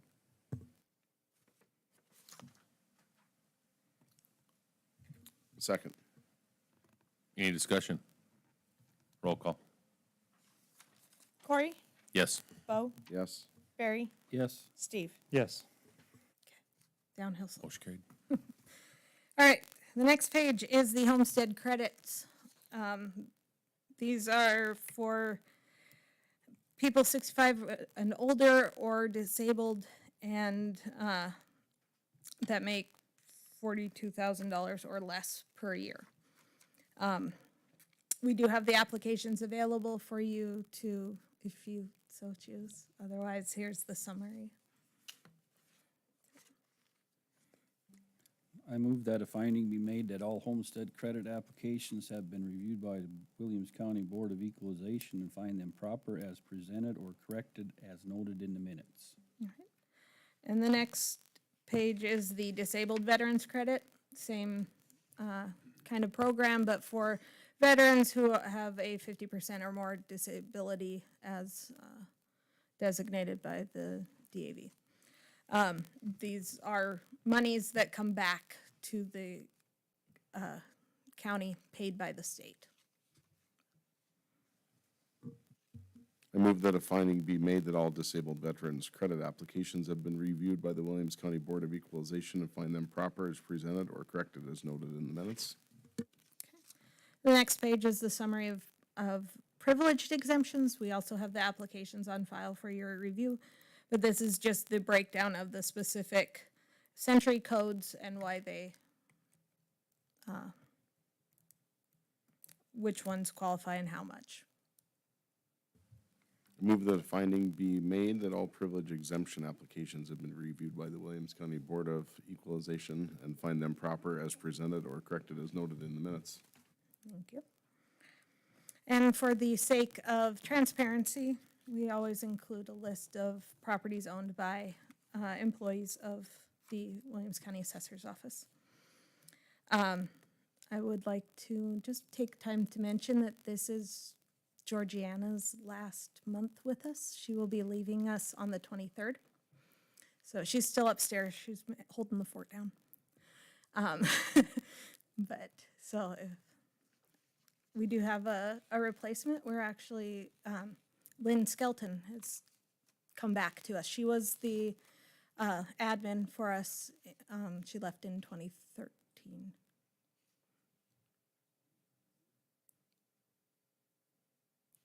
And you recognize her if you see her. So, and she actually will start tomorrow. So, all right, we just have findings and motions.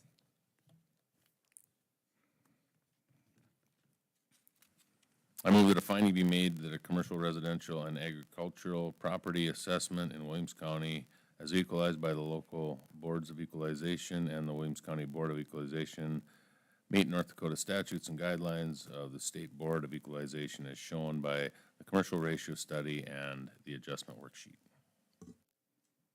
You want to read them all? No. I move that a finding be made that the commercial and residential property assessments within the city of Wilson as equalized by the local Board of Equalization meet North Dakota statutes and guidelines of the State Board of Equalization as shown by the commercial ratio study and the adjustment worksheet.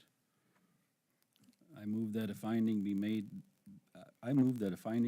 that the assessment rolls, statistical data, spot inspections, mobile home ratio studies, local Board of Equalization minutes have been reviewed by a Williams County Board of Equalization and find them proper as presented or corrected as noted in the minutes.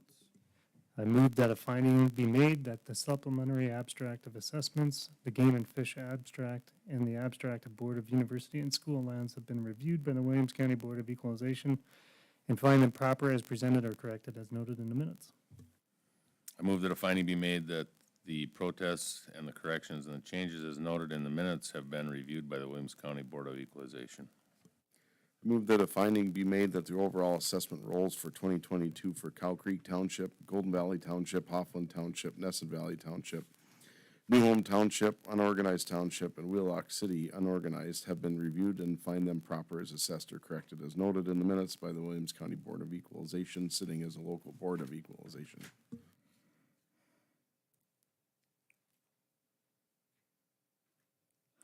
On to the next one. Yep.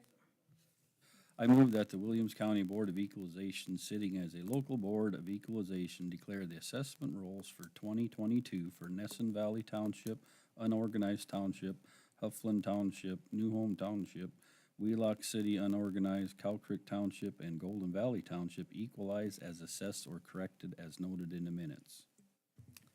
Second. Any discussion? Roll call.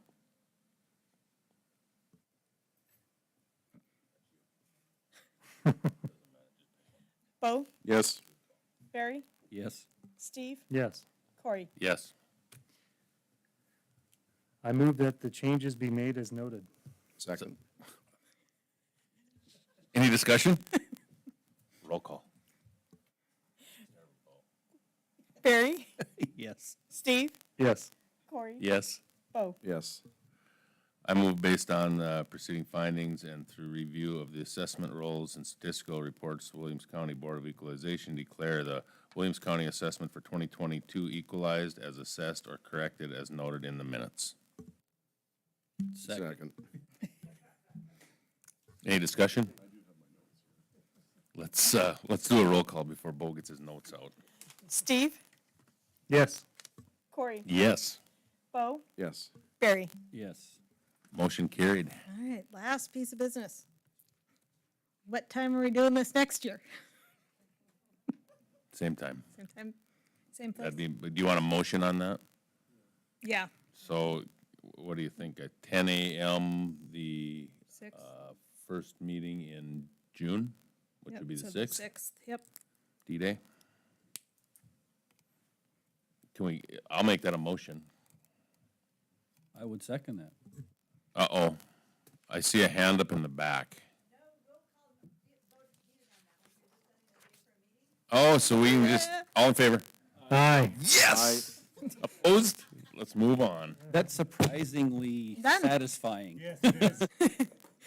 Meeting is adjourned. Now I move that it's time for lunch.